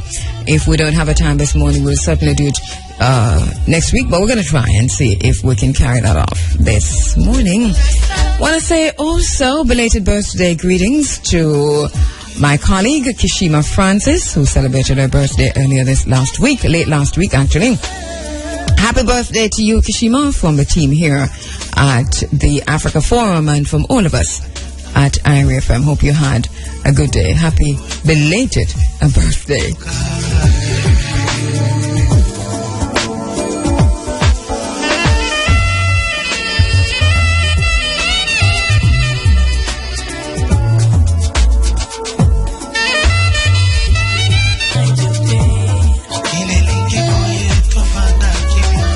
It's the sound of Papa Wemba with too many children. Too many children are dying today.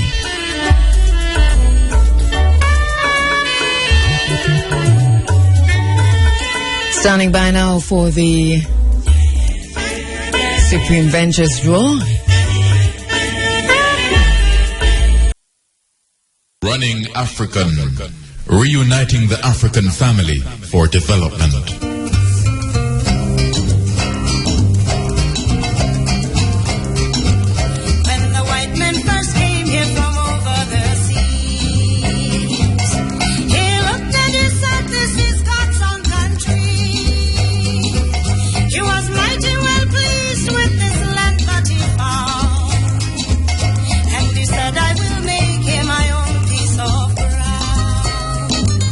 Land grabbing is not a joke. It's a great land heist. We're bearing witness to the greatest land heist, land grabbing that we've seen since colonial times, since slavery, since the enslavement of Africans and the theft of our lands. And one fine day in 1883, there's a silent and not so silent recolonization of Africa, of the Caribbean, of Jamaica. It is happening on a mass scale. It is no joke. White diggers were few and the gold was so deep. As we speak, they're kicking off the first Africa conference on land grabs in South Africa. It's going to be kicked off tomorrow and goes through to October 30. And in the spotlight is the idea that land is a source of life and death.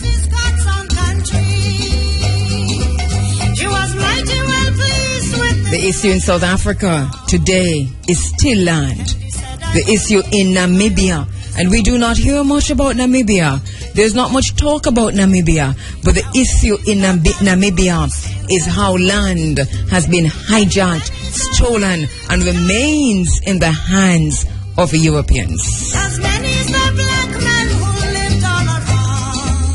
Where land is stolen and given away in large swathes in the way that we see it happening here in Jamaica, Goat Island, Roaring River, or watershed areas, Laughing Waters, Fisherman's Beach, all of our beaches, the coastline of Jamaica. And its jigger wanted is a piece of land. The colonial system is complete in these territories where land is given away and sold from underneath us, as it is being done here in Jamaica. Walk with me on this. They say that they have not yet signed off on the Roaring River watershed. We think they are lying. But since they say they haven't yet signed off, and whether or not they have signed off in terms of giving this to China in the Angola model, the Angola deal, we must stop them. There's a petition that is out there that we want you to sign. It's on my Facebook page, Kabuma at Kheru Williams. We're going to be retweeting it today and reposting it today, but check my Facebook page. It's there. If you go to change.org, it is there. Petitioning the Prime Minister of Jamaica not to give to China the Roaring River watershed. I have in my hand the deed to the you talk about north and south of the highway, right? When they talk about the lands that China wants. Laughing Waters fall in that area. And the deed and the restrictive covenants say that you can't sell that piece of land. It belongs to the people. You can't give it away. Also, Fisherman's Beach, which you're running the people of in Ocho Rios, otherwise known as Sailor's Hole. The St.Ann Development Order Policy OC3, planning permission will not be given for developments which will render the Turtle Bay and Sailor's Hole beaches inaccessible to the use of the local populace. That is in the St.Ann Development Order. And if you look here, not one blade of grass, as they said in Guyana. And if you're cross, we're going to kick your ass, just like they said in Guyana. And whether or not it was a positive or a negative thing, we're saying it right here. Right? Because it's too much, it's too much. The people at Fisherman Beach, not one blade of grass. Not one blade of grass. Okay. So keep on your beach. Keep where you are. Keep to your profession. Keep to your job. Keep to your business. Silent recolonization on a mass scale that we're witnessing, that's going down. Land grabbing in Jamaica is the new colonialism. Land grabbing in Africa is a new colonialism. If you do not have land, if you do not own land, then there is little that you own even of yourself. It means you are not independent, you're continuously dependent. Not only that, you're a slave. Not just enslaved, but you're a slave. So, we'll talk some more about this on the other side of news and sports, the IRFM's Sunday Sports Diary. But it's something that we're keeping our eyes on.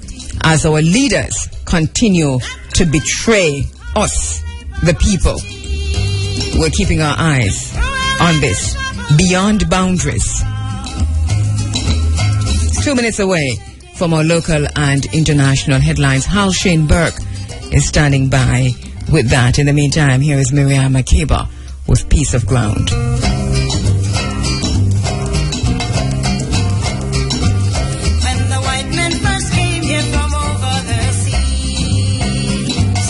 I'm Robert Williams. How are you doing, Mr. Williams? I am very fine, thank you. I'm very happy to hear that. And you know, I might ask you the same question. I am doing very well, thank you. It sounds that way. Yes. Looks so too. Thank you.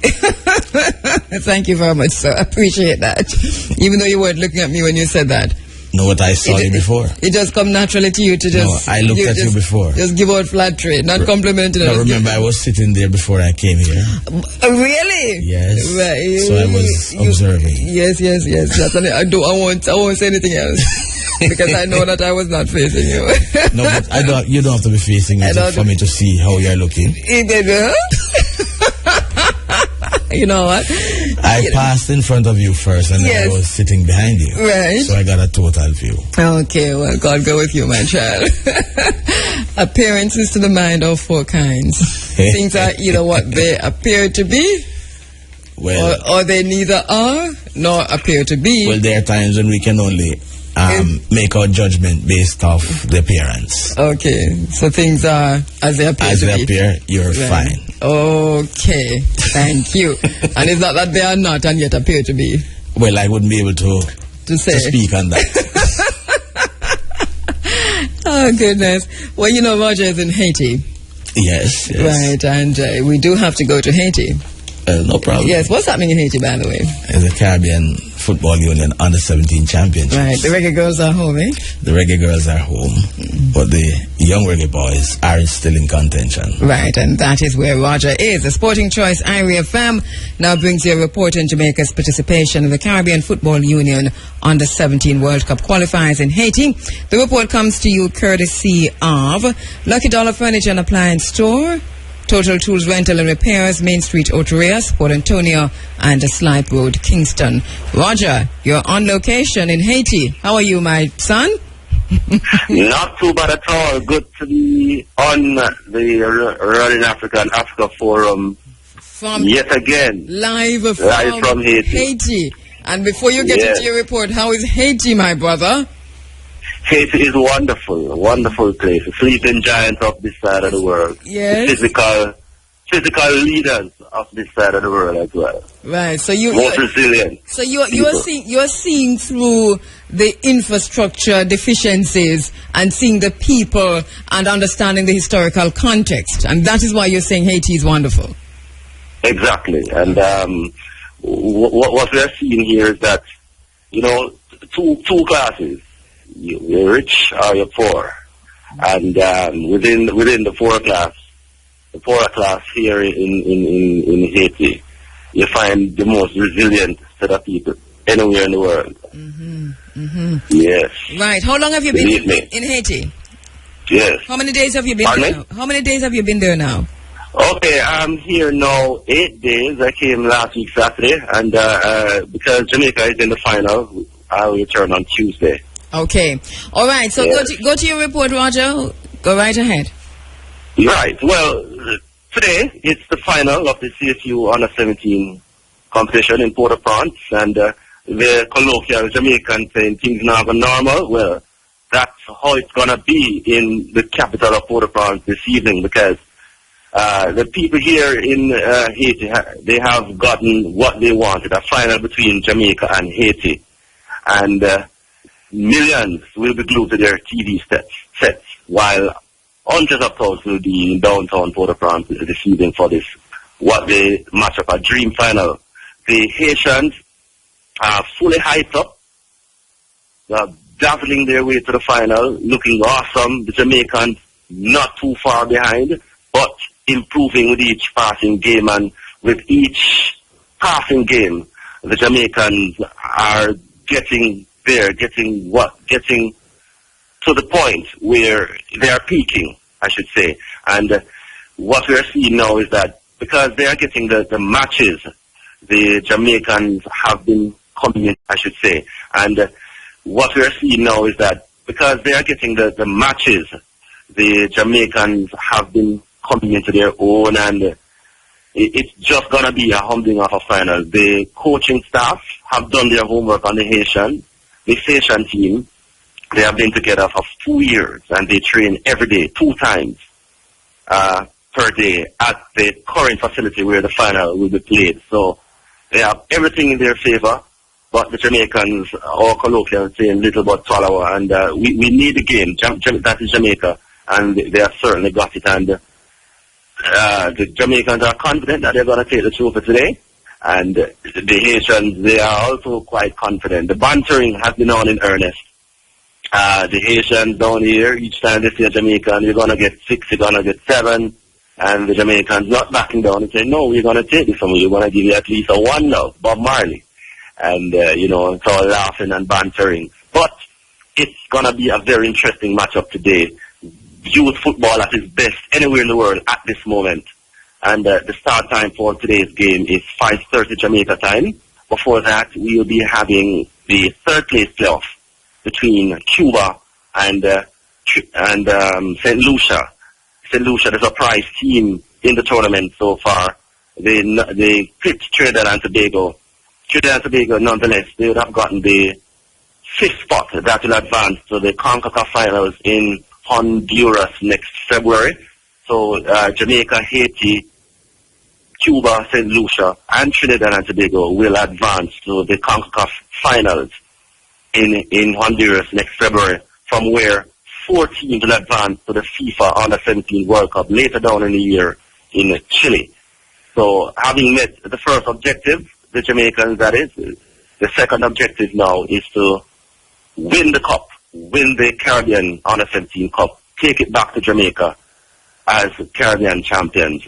And the Haitians, nonetheless, they are out to spoil that party. The Jamaicans are confident that won't happen. Everyone is confident down there. That makes this matchup very interesting tonight. No vantage points will be empty in the city tonight once you're going to glue your eye on this match. The stadium is guaranteed sold out. A gallery towers, when there's a big match in town, the light towers, people all around on the towers and the trees, plus the 20,000 seated fans, and they are in. They have gotten what they wanted, and believe you me, it's going to be downtown Port-au-Prince tonight won't be normal. So that's it, There is also the fact that the Jamaica this morning, they have not yet started out the starting 11. They're still trying to come up with the combination that will take the field tonight. Coach should have seen all the players. Everyone has gotten a run so far, and he and the coaching staff now starting out the final 11 for tonight against this very, very skillful, efficient Haitian team.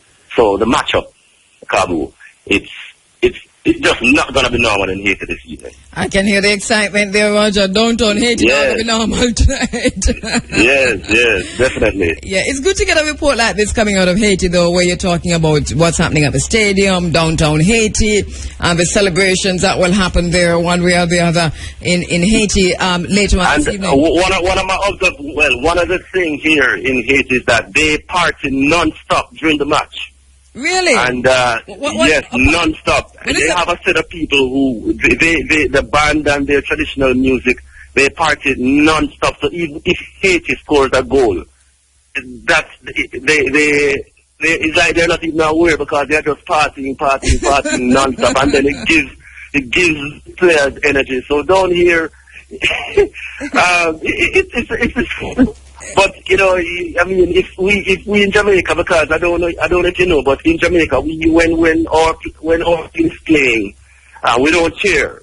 We only cheer when a goal is scored. Not here in Haiti. They party right out, and it gives the players energy. Wow, and that is going to be one of the interesting things later as well. So they're not just partying when Haiti is scoring or Haiti is doing well, but the party is going on even when the other team is scoring. Through. Yeah. And you have a group. You have like three bands with their followers. Yes. And they're all over the stands from east to west, from north to south. They're just moving right non-stop. Yes, it's very interesting. It sounds like some of what we've seen on the continent of Africa at matches. Yes, of course, over here is the real Africa. I mean, in terms of the physical set of people, over here you see Africa, you see the communal living, you see the preservation of the African retention is strong. It's strong in Haiti. Yes, it still takes a village to grow a child over here. It's almost crime is almost zero over here. We're not saying there aren't any crime over here, but it's almost zero. And as you poverty bring these people together. And as you talk about, it takes a village, Roger, it's interesting because can you imagine the pain and the hurt and the deep, especially for the mothers, the deep pain that they felt after the earthquake when they couldn't find their children, and only to hear later on that they'd either died or given over to charities or taken out of a country on all kinds of pretense adoption stuff. So for us, just hearing you say it still takes a village brings to the fore the fact that that what we saw on our television screens, what we heard people talking about in terms of the disconnect between families, that you're not seeing that. You're seeing that families are together, mothers and fathers and children are together. That's what you're seeing. Yes, definitely.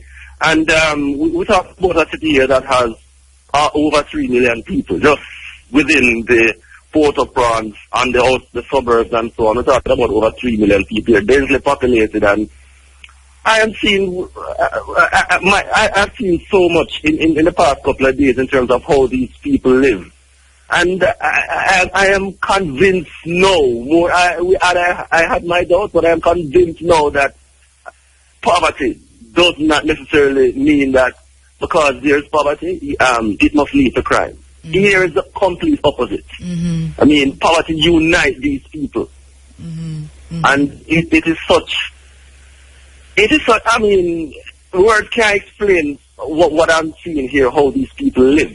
I mean, the hillsides, you have a lot of hillsides where, you're looking on Portmore. We're talking about a lot of them. And the houses are skillfully perched along the hillsides. And, I mean, no running water is there. People pay to get their water there.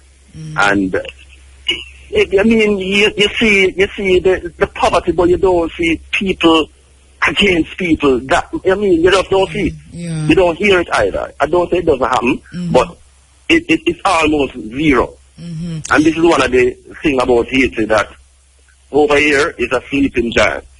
It's funny because I was just talking to my girlfriend, Ankobia, in the UK earlier this week, on Friday actually.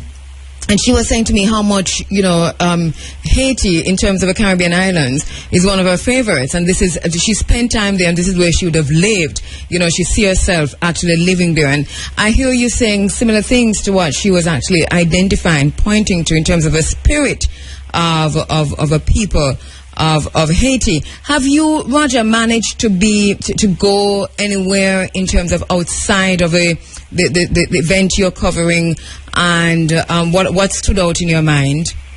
Yes, well, I have been at the what you call it now, the two sides. I've been to the equivalent of our Cherry Gardens and our Beverly Hills. I've been up that side overlooking the city. I've taken pictures and so on, and we talk about Cherry Gardens and Beverly Hills and so on. We talk about there. And then there's the other side, south. That piece of, if you know the Haitian map, that piece that stretches out towards Jamaica. Yes. I've been along that coast almost to the tip, and very similar. I mean, the lifestyle and so on is very similar to what happened in rural Jamaica in terms of a lot of markets, a lot of things along the street, and one of the things over here, a survival strategy over here in Haiti is that you have to be multilingual. So you find little boys and little girls knowing English, Spanish, French, and French Creole. That's how they survive. So, I mean, that is one of the amazing things. I saw a little boy yesterday, and I said, this boy looks like he's going to be a leader of Haiti someday, because he was so intelligent. And he was in and out of all the languages, Spanish, French. And this is that youth who beg.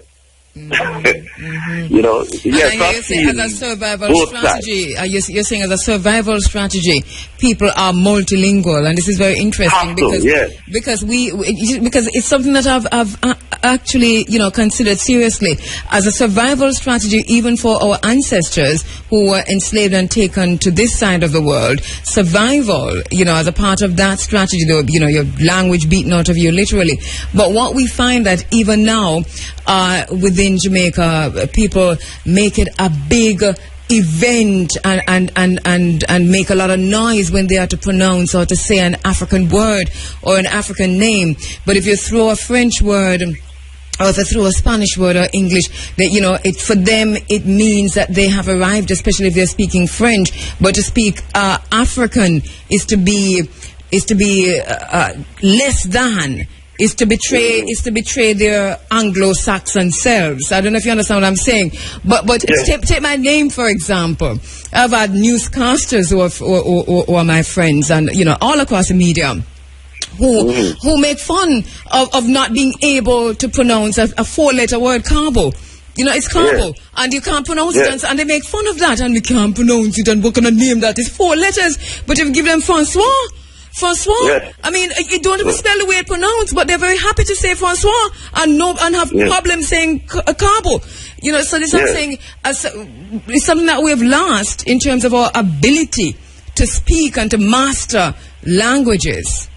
Yes, indeed. Well, I can tell you that over here, especially where we are, in terms of where we stay, we are in Pétionville. This is a suburb of Port-au-Prince, and it's uptown Haiti. Because I mean, within Haiti, I mean, you have the rich, the poor, which living between each other. I mean, and then you have the upper up in the hills and so on. And here in the city, it's normal for people to be multilingual. You go on the street.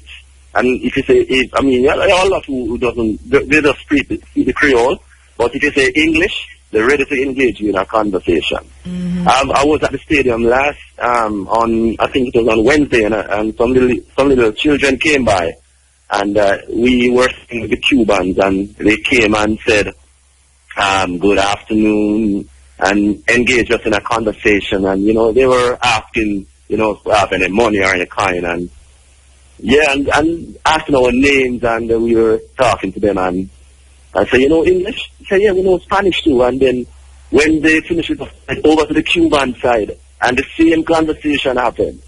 And they were just speaking fluently, and it is so amazing. I mean, in Jamaica, I wish I was multilingual like them. When I was their age. Yeah, and you talk about poverty in Haiti, and I know you know the history of Haiti very well, and it's something that you I know that you're also looking forward to going to experience for yourself.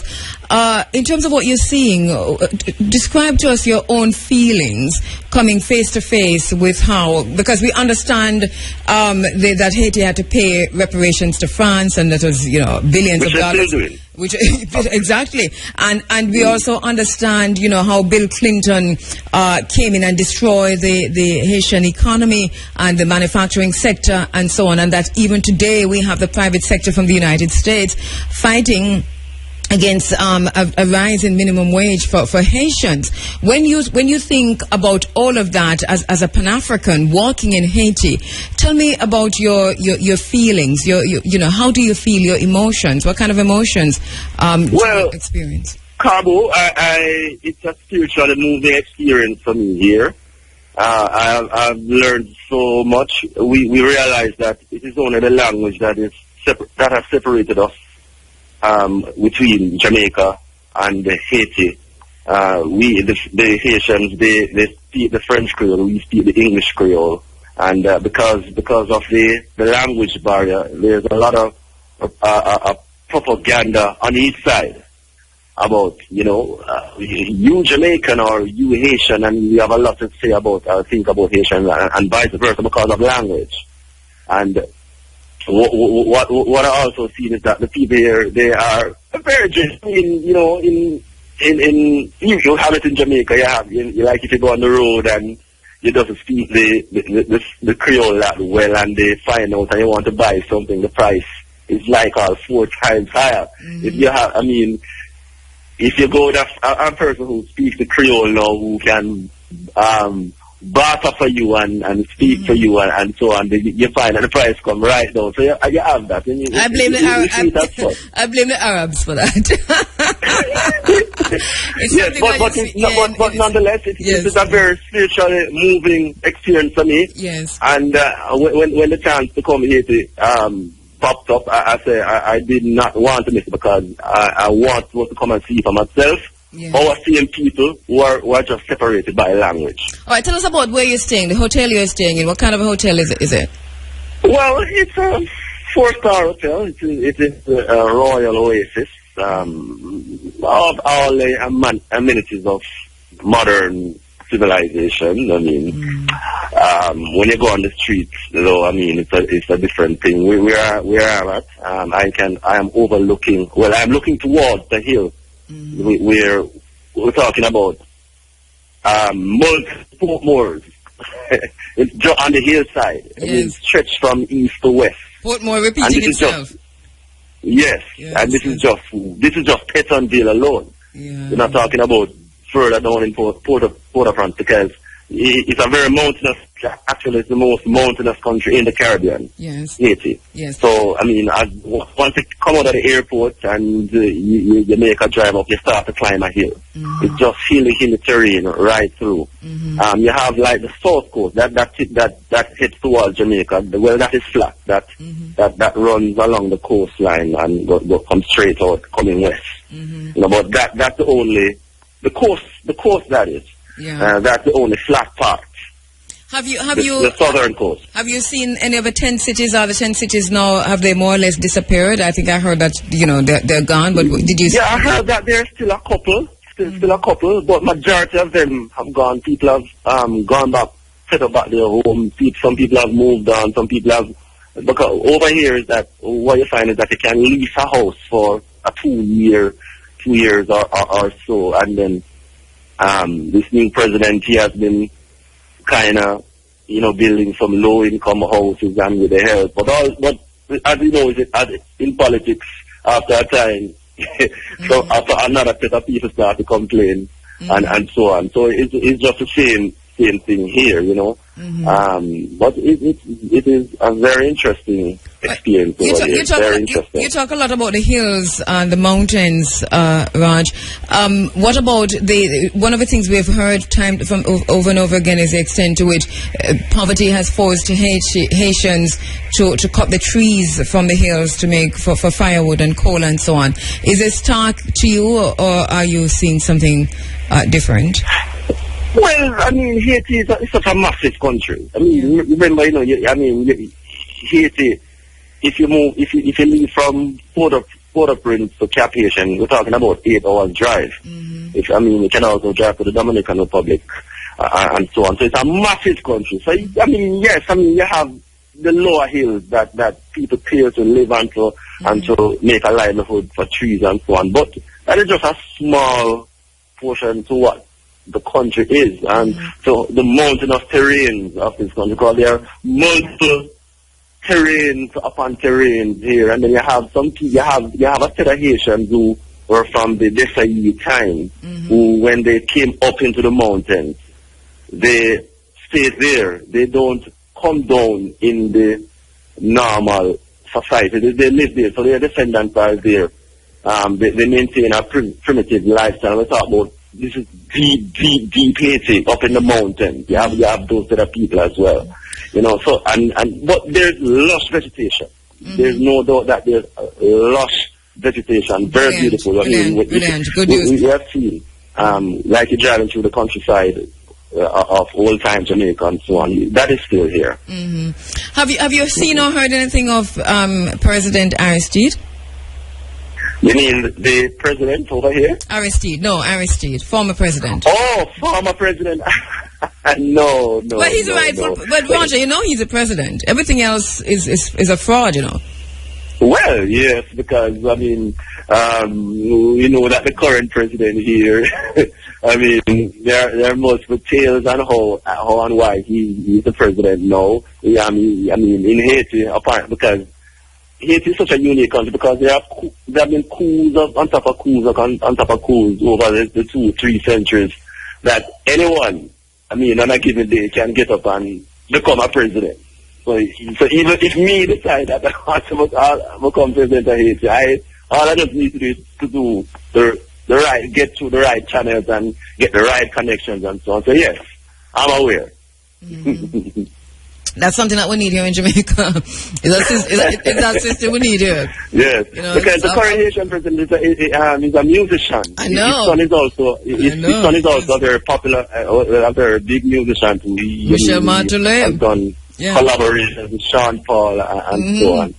But he has his constituencies. He has his people.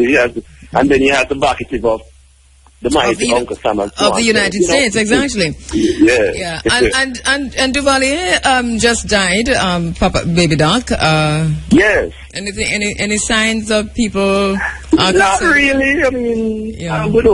It's only now when you're outside looking in, it might appear to be a big thing, but here, no. Yeah. We don't really hear anything about it at all. Yeah. All right, but Roger, it seems like a very interesting experience for you, and I'm sure we hear much more from you when you come forward to Jamaica. Yes. I haven't learned much of the Creole because it's very, very difficult for me. One word at a time. But I've learned some very important phrases in Creole that you can say the Creole word on the Jamaican radio, but you cannot say the English equivalent. All right, so say me here now, get me in trouble, Roger.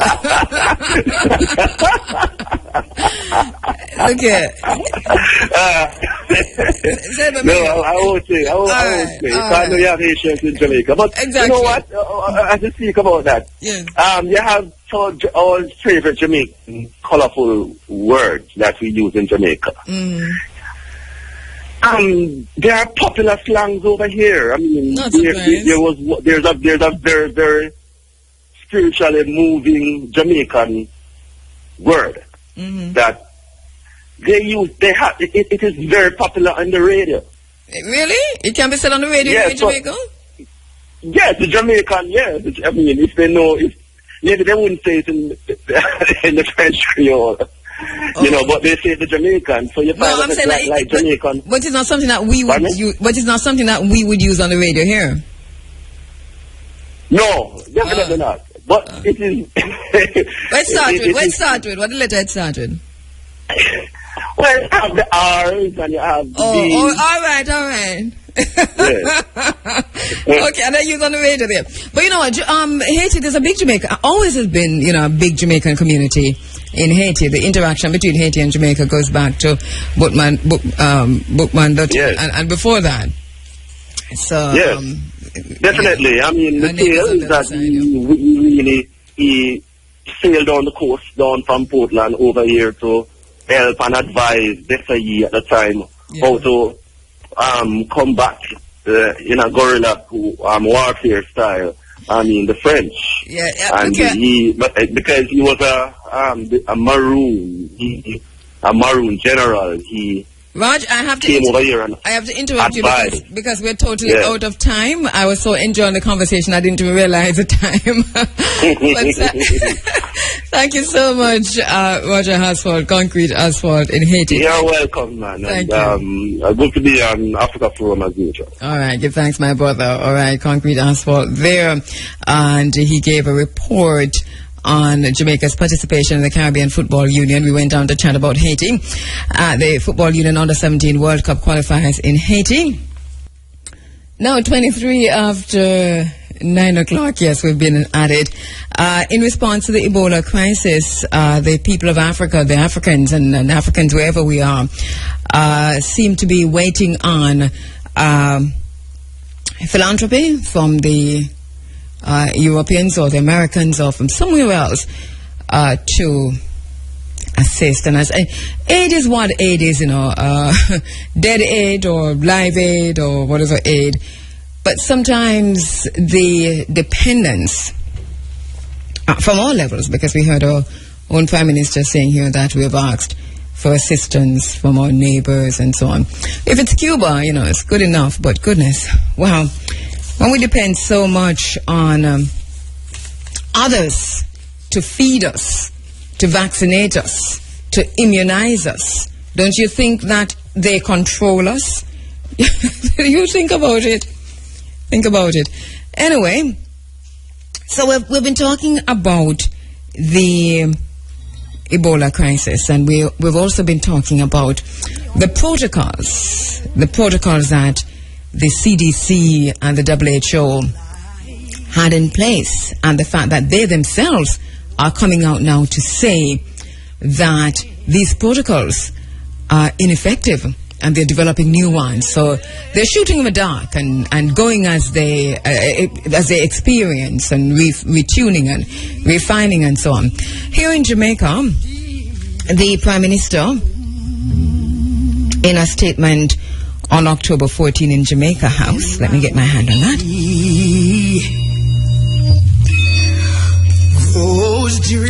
Right, talked about the... Okay, just trying to put my hand on that. All right, here we are. Right, so she says the government of Jamaica appreciates the need to increase the level of public confidence and trust in our public health system. And she talked about a national response to this national health threat. It requires comprehensive, integrated approach. And she was talking about chikungunya and also about Ebola. She says they were putting in place an integrated national coordinating team headed by the Ministry of Health and the Jamaica Defence Force, and that the team will work within the framework of the country's emergency response and management mechanisms. And the robust national communication strategy and program and so on is being developed, which, it sounds good on paper and when you're saying it. So Dr. Rahu Imhotep Kimet-Ba has been looking at some of these, and we're going to be talking to him shortly about, and he's come up with his own ideas as a medical practitioner about what are some of the things that should be in place in terms of developing a protocol. If they are out there and we have not yet seen them, that's one thing, but we're going to join him on the phone lines to talk about what his concerns are and some of the protocols that he thinks should be developed in terms of even dealing with the Ebola crisis. I'm tired. I am weak. All right, so we go to the phone lines now.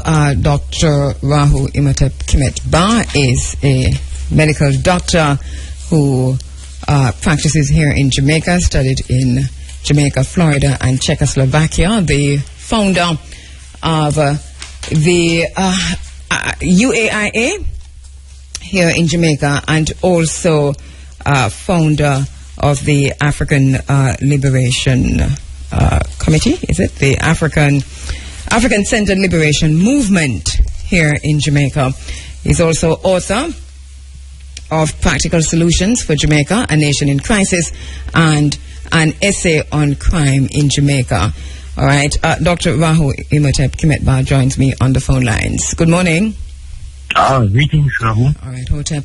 All right, so you have been looking, reading through the speech, the statement from the Prime Minister on, just a response to, chikungunya and also to the global threat of the Ebola virus. And you have identified some of what needs to be done as a medical practitioner yourself. So let's talk about that first of all. Where do you see loopholes, and how can these be closed? Well, as a basic background, recently the CDC themselves found some deficiencies in the existing protocols, which were really based on the WHO guidelines. Essentially, they summarize it by saying that, the corrective measures mean that no area of the bodies are to be exposed, whereas the previous protocol had some areas of the skin that were exposed. So that is essentially what they have done in the updated protocols. Mm-hmm. That's the CDC. They're now ensuring that no area of the body is exposed. Yes, total, coveralls. Mm-hmm. Okay. So, in our situation, the local protocols typically were really based on the CDC. So that is my understanding, and that has been confirmed by recent reports. For example, in the Gleaner of the 22nd of October this month, where the acting permanent secretary, Dr. Kevin Harvey, stated that a lot of the protocols used in Jamaica were developed by CDC in the USA, but he said, however, the CDC had recently issued new Ebola protocols after conceding that some of the previous procedures had failed, which has led them now to carry out a mission to Cuba. As you know, Cuba sent hundreds of doctors to West Africa to assist with the fight against Ebola there. And so we have now turned to Cuba to get some assistance from them, by sending medical personnel here to assist us. Yes. All right. And so, what are some of the things that you'd like to see in place? Well, for example, I noticed that in the local protocols, there is proposed that some hospitals here would have isolation areas for Ebola, suspected case of Ebola. But I suspect that it would be more, much better if we had 3 isolation sites, for example, 1 in each county, and we set up these as isolation areas, that could be fabricated from disposable materials, which would not be very costly, and would be large enough that would be materials, for example, ply or plastics, and these would be in each county, which could house suspected cases and, carry out all the essential protocols in an area which is far removed from the general population. And so we would have greater chance of containment and far less risk of spread of the contagion. As it is now, the suggestion that's on the board of the protocol is that if persons are isolated, and we can look at the case, the suspected cases. For example, the gentleman who came in from the United States, who was taken to the hotel, and the panic around that, the quarantine. Even now, we're not getting any commitment from government in terms of what exactly happened there. Also, and then the Nigerian, who, there's an article in the paper, and I must confess that I laughed until I cried. I was in my office reading the thing, and it was funny, but I really laughed because he described his own experience of once he said he was in Nigeria many moons ago, that all hell broke loose, and nurses and doctors and everybody was running helter-skelter, and they were shouting that he's coming from Ebola territory, etc., and that when the doctor finally came home many hours after to diagnose him with food poisoning, he was dressed, in a makeshift hazmat suit and in water boots. So that what he was saying then is that the extent to which Jamaica is unprepared, even after the statement from the Prime Minister, and then the suggestion you're making is that regardless of where we think it comes from, that we should be dealing with being prepared for Ebola in Jamaica. So you're saying there should be at least 3 isolation sites in the 3 counties. In isolated areas, that means it's far from any of the, the residential areas and so on. Right, and of course, in terms of preparation, we would have to have ongoing public education, which is very vital to minimize panic. Because the more information the public has, then the more prepared they will be psychologically and mentally to cope with and to know how to act. Of course, the biosurveillance for screening for Ebola. But, we should not only depend on the symptoms that they present with, because, the symptoms are not specific for Ebola. And so, a careful travel history is always necessary for all entrants to our shores to detect any possible exposure with a first hand or second hand, whether it's in Europe, America, or in the specific countries in West Africa. The incubation period is for 2 to 21 days. So the history and proper information questioning would determine the period relative to the date of arrival. So in the event that we have such a person, it is best, for example, that we transport them in an unmarked designated vehicle with persons who are trained for these situations, so as to avoid the publicity and the panic, such as was seen in Dr. Banjo's case there in Mandeville. Yeah, so people can be prepared, and it won't create that type of pandemonium. And you talk about the screening at the borders, right? And there seems to be a lot of emphasis placed on the machines that are used to detect fever, and some people even call them Ebola machine, but these are not Ebola machines at all. Right, these are basically laser thermometers to determine body temperature, where fever is one of the main signs at a certain stage, but not all persons infected will have fever. Some may actually be infected without presenting with fever. So is there a kind of a false sense of security, without trying to cause panic, because this is the furthest thing from our minds? Is there a sense of a false sense of security among the population once they see these fever testing machines coming into the island? It's like people say, oh yeah, good, we get the machines. But what these machines do really is just to check your temperature. Well, yeah, that's true, but I guess they're going again by the CDC actually has a profile for an Ebola victim, and that profile is simply a person with a fever and a recent travel history to West Africa. But that is not foolproof, because there have been at least 3 cases of Ebola in the United States, for example, and we have a high Jamaican and West Caribbean population there.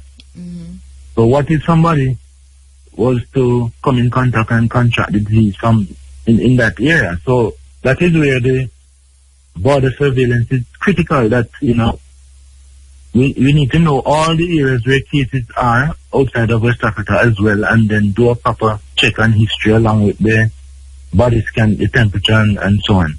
Right, because and this is interesting to me, because we are hearing about a possible case in New York and another one in New Jersey, and the where those persons went, and especially one in particular, taking the tube, what they call it in America, the tube, taking the right. So that, but we don't hear much about.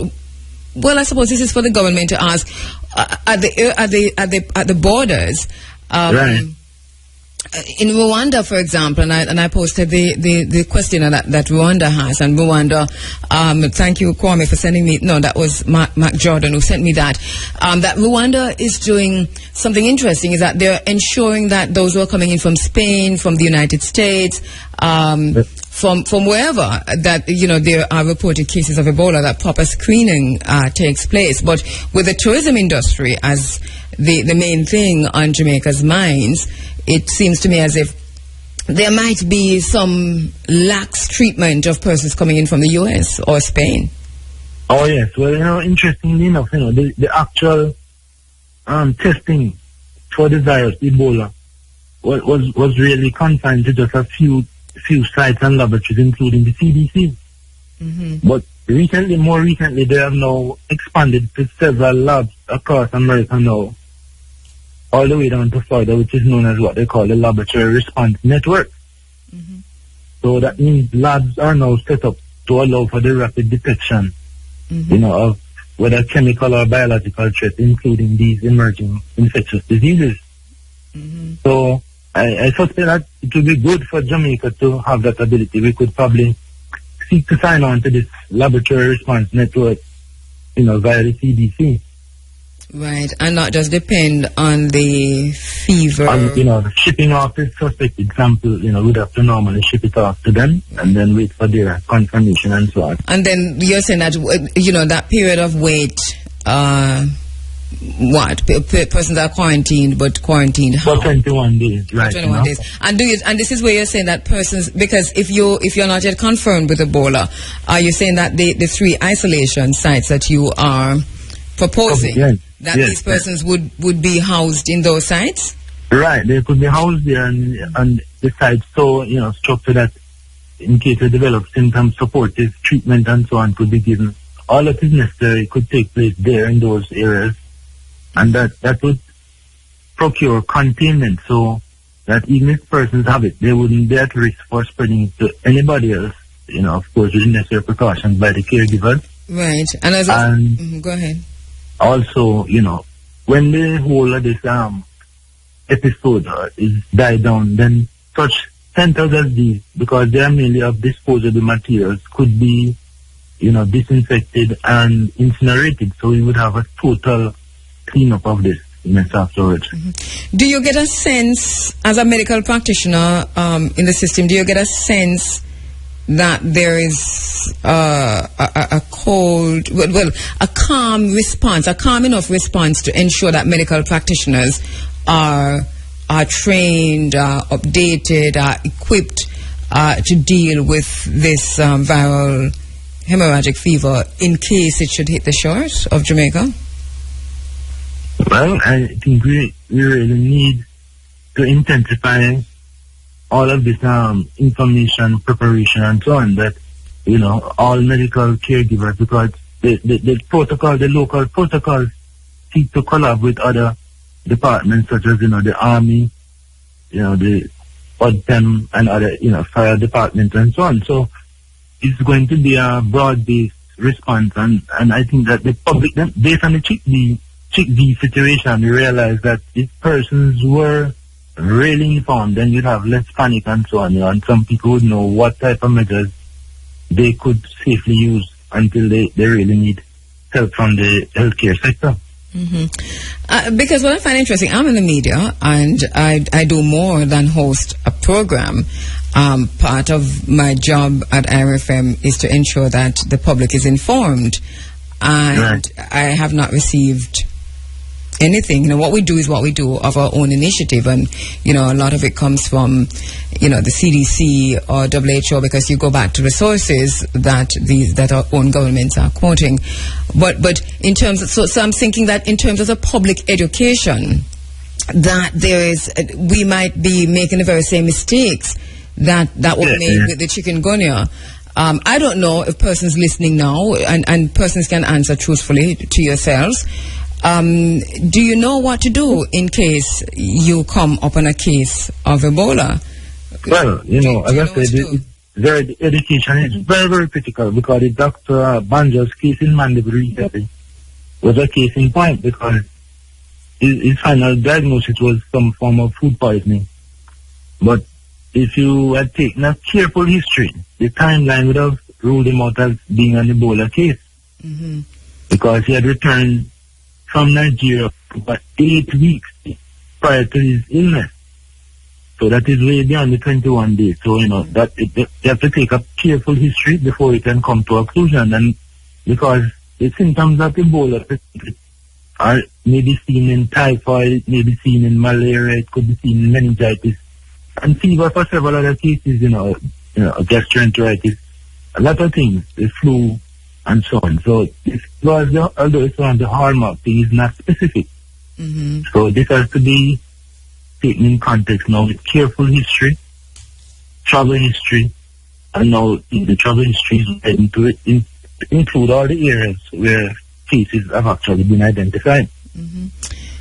All right. So finally, in terms of your own advice, to, if you want to, you're not a government advisor, but if you were to advise government as a medical practitioner on the Ebola protocol, you have done an Ebola protocol proposal. What would be the chief thing that you'd be saying, just to summarize the things you'd be saying?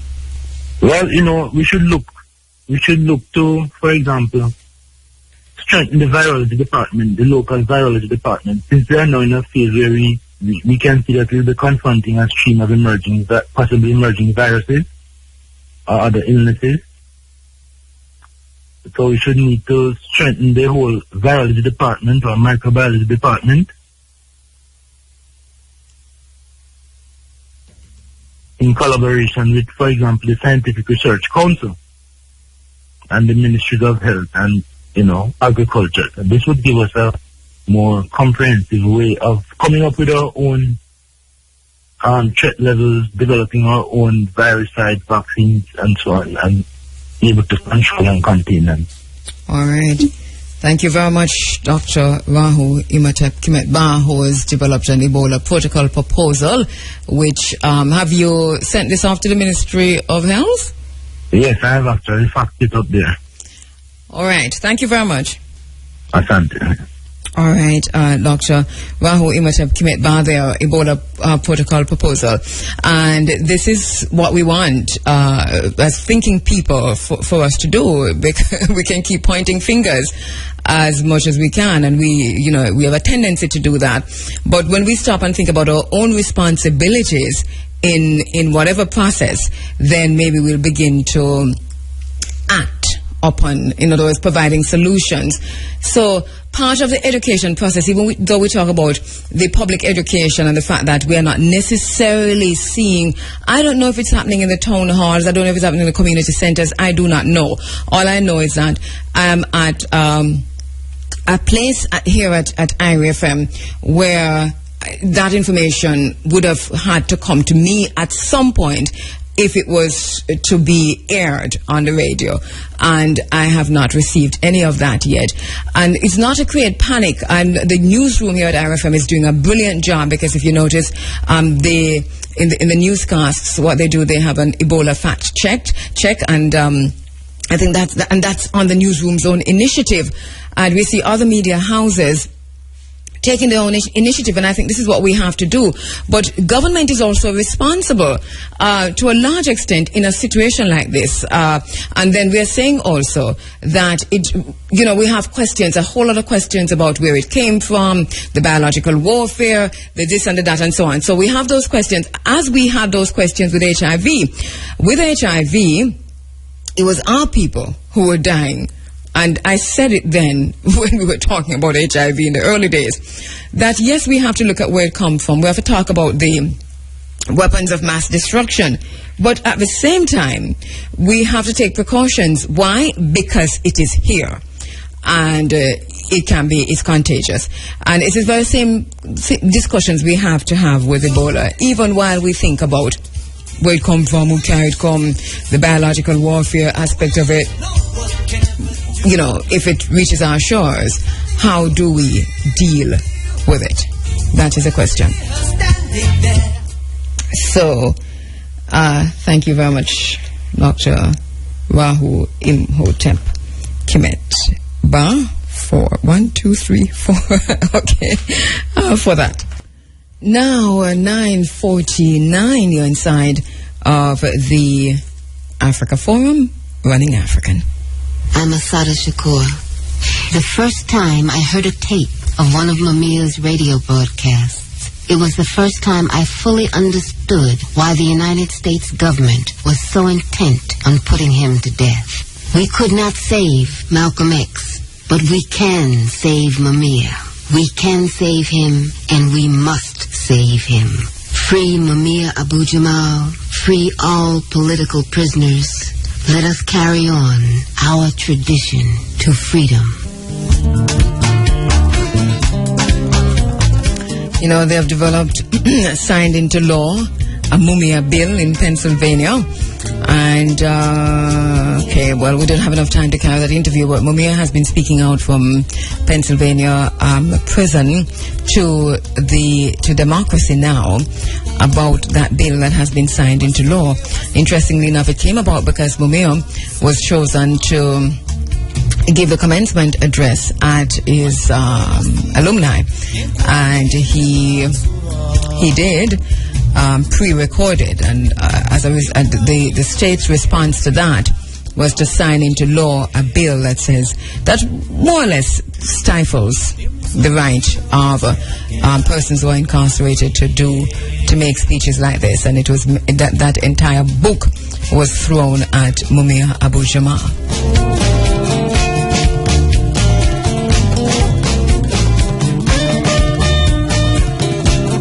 You know, we've been talking about the Ebola crisis here in Jamaica, and chikungunya and EVD68 and all the diseases. And I've been saying, and I've said it earlier this morning, that in the words of Mwalimu Marcus Mosiah Garvey, let me do it in his words now, it is necessary for a man to use all of his faculties for his own protection. He must develop his facilities, his faculties, to do things thoroughly for himself.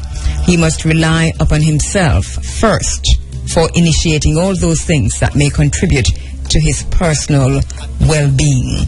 It is necessary for a man to use all of his faculties for his own protection, and the extent to which we are dependent on others for our own protection, for our well-being, for our health, is the extent to which those persons that we are dependent on control us.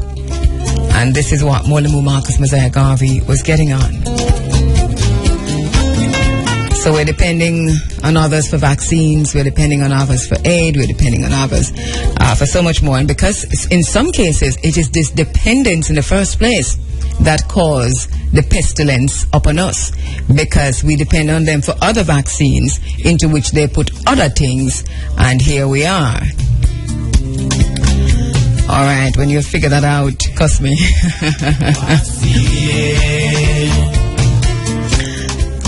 By way of announcement, the 10th annual Paul Bogle and the Martyrs Lecture will be held next Thursday, October 30, at the Anglican Church Hall in Morant Bay, that next door to the old courthouse. It's starting at 3 p.m. The lecturer is Professor Maureen Warner-Lewis of the University of the West Indies. The topic of the lecture, Africa Before the Enslavement, the African worldview that shaped Paul Bogle and the martyrs of the Morant Bay Uprising. So that's the 10th annual Paul Bogle and the Martyrs Lecture, to be held next Thursday, October 30, at the Anglican Church Hall in Morant Bay, next door to the old courthouse, beginning at 3 p.m. And the lecturer is Professor Maureen Warner-Lewis of the University of the West Indies. The topic is Africa Before the Enslavement, the African worldview that shaped Paul Bogle and the martyrs of the Morant Bay Uprising. Sounds very, very interesting. It's something that you all should go out and be a part of. Love the writings and of Professor Maureen Warner-Lewis. Wow. A scholar who has contributed much, so much, to scholarship here in Jamaica.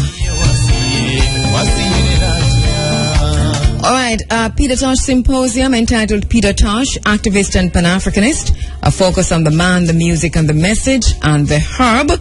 Featured panelists include Miguel Lone, Eva Gordon, Taitu Heron, Dr. Clinton Hutton, Dr. Michael Barnett, and there's no entrance fee. This is scheduled for Monday, the 27th of October from 6 p.m. to 9 p.m. at the multifunctional room near where? Okay, that part cut off. It's at the University of the West Indies. A Peter Tosh Symposium.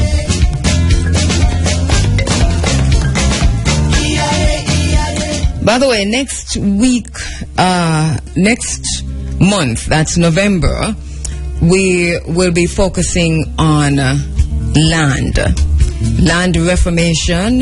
reform and reclamation in Jamaica. So if you have a land issue that you want to bring to the fore, please give me a call. I'm here every day except Saturdays.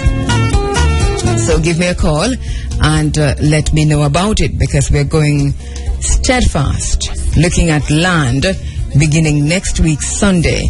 Land reform and reclamation. So we're looking generally at access, exclusion, inclusion, land grab, land heist, you name it.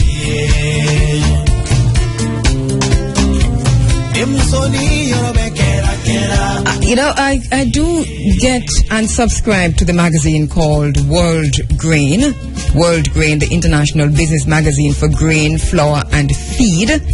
And the August 2014 issue has an article called Rice News Roundup, and it says, the headline is UN sets acceptable levels of arsenic in rice. The United Nations Food Standards Body, the Codex Alimentarius Commission, has adopted new standards to protect consumer health worldwide, including setting out maximum acceptable levels of arsenic in rice. And that I find very interesting, because for the first time it says Codex has adopted a maximum level for arsenic in rice of 0.2 mg/kg. Long-term exposure to arsenic can cause cancer and skin lesions. So think about it. There was no acceptable level of arsenic in rice before? Okay then. So arsenic has also been associated with developmental effects, heart disease, diabetes, and damages the nervous system and the brain. Arsenic is naturally present at high levels in the groundwater and soil in some parts of the world. The toxic element can enter the food chain when it is absorbed by crops from water. It is naturally present at high levels in the groundwater and soil in some parts of the world. The toxic element can enter the food chain when it is absorbed by crops from water and soil. Rice in particular can take up more arsenic than any other crops, and as a staple food for millions of people, can contribute significantly to arsenic exposure, which is detrimental to human health. Now, I found that article very, very interesting. This magazine is free, you can subscribe to it. It's called the World Grain, the international business magazine for grain, flour and feed. They'll send it to you in the post, they'll send it to you electronically, which I've been getting it for years now, and boy, lots and lots of information in it. All right. Appearances of the mind are of four kinds. Things either are what they appear to be, so you see it, and what it is what it is, or they neither are nor appear to be, or they are and do not appear to be, or they are not and yet they appear to be. Rightly to aim in all the cases is a wise man's task. The words of Epictetus, and I think I'll leave you with this morning. Even as we think about the Africa Union, as we think about Roaring River Watershed, as we think about Goat Island, as we think about Fisherman's Beach, as we think about the coastline of Jamaica, as we think about the inroads being made by Spain in Jamaica and China in Jamaica, appearances of the mind are of four kinds. 9:50, we're making way for the big A. Thanks to all my guests for participating in the program this morning. For Professor Wazir Mohammed on the update on Dr. Walter Rodney. Also to Professor John Lindo and Attorney at Law Linton Gordon. Thank you so much for that update. Also on the Walkerswood burial site. To you for listening, to Dr. Imhotep Kimet Ba, thank you so much for talking to us about the Ebola protocol proposals. Roger Asphalt in Haiti, news and sports, and to the entire team on behalf of my broadcast assistant this morning, Joy Morgan. Thank you so much, Joy. We'll be back with you come next week with much more inside of the Africa Forum. Thanks to you on the internet for listening from across the world, because we know you are there. We're getting your tweets. Aldith Hunker, Jessica, Selector Princess, Michelle. We're taking off from the top of our heads now. To everybody who are busy tweeting across the world on Twitter this morning, thank you so much. I really do appreciate it. And for your messages on Facebook, thank you so much. Take care, walk good, tell them other one howdy. God willing, inshallah. We'll see you next week.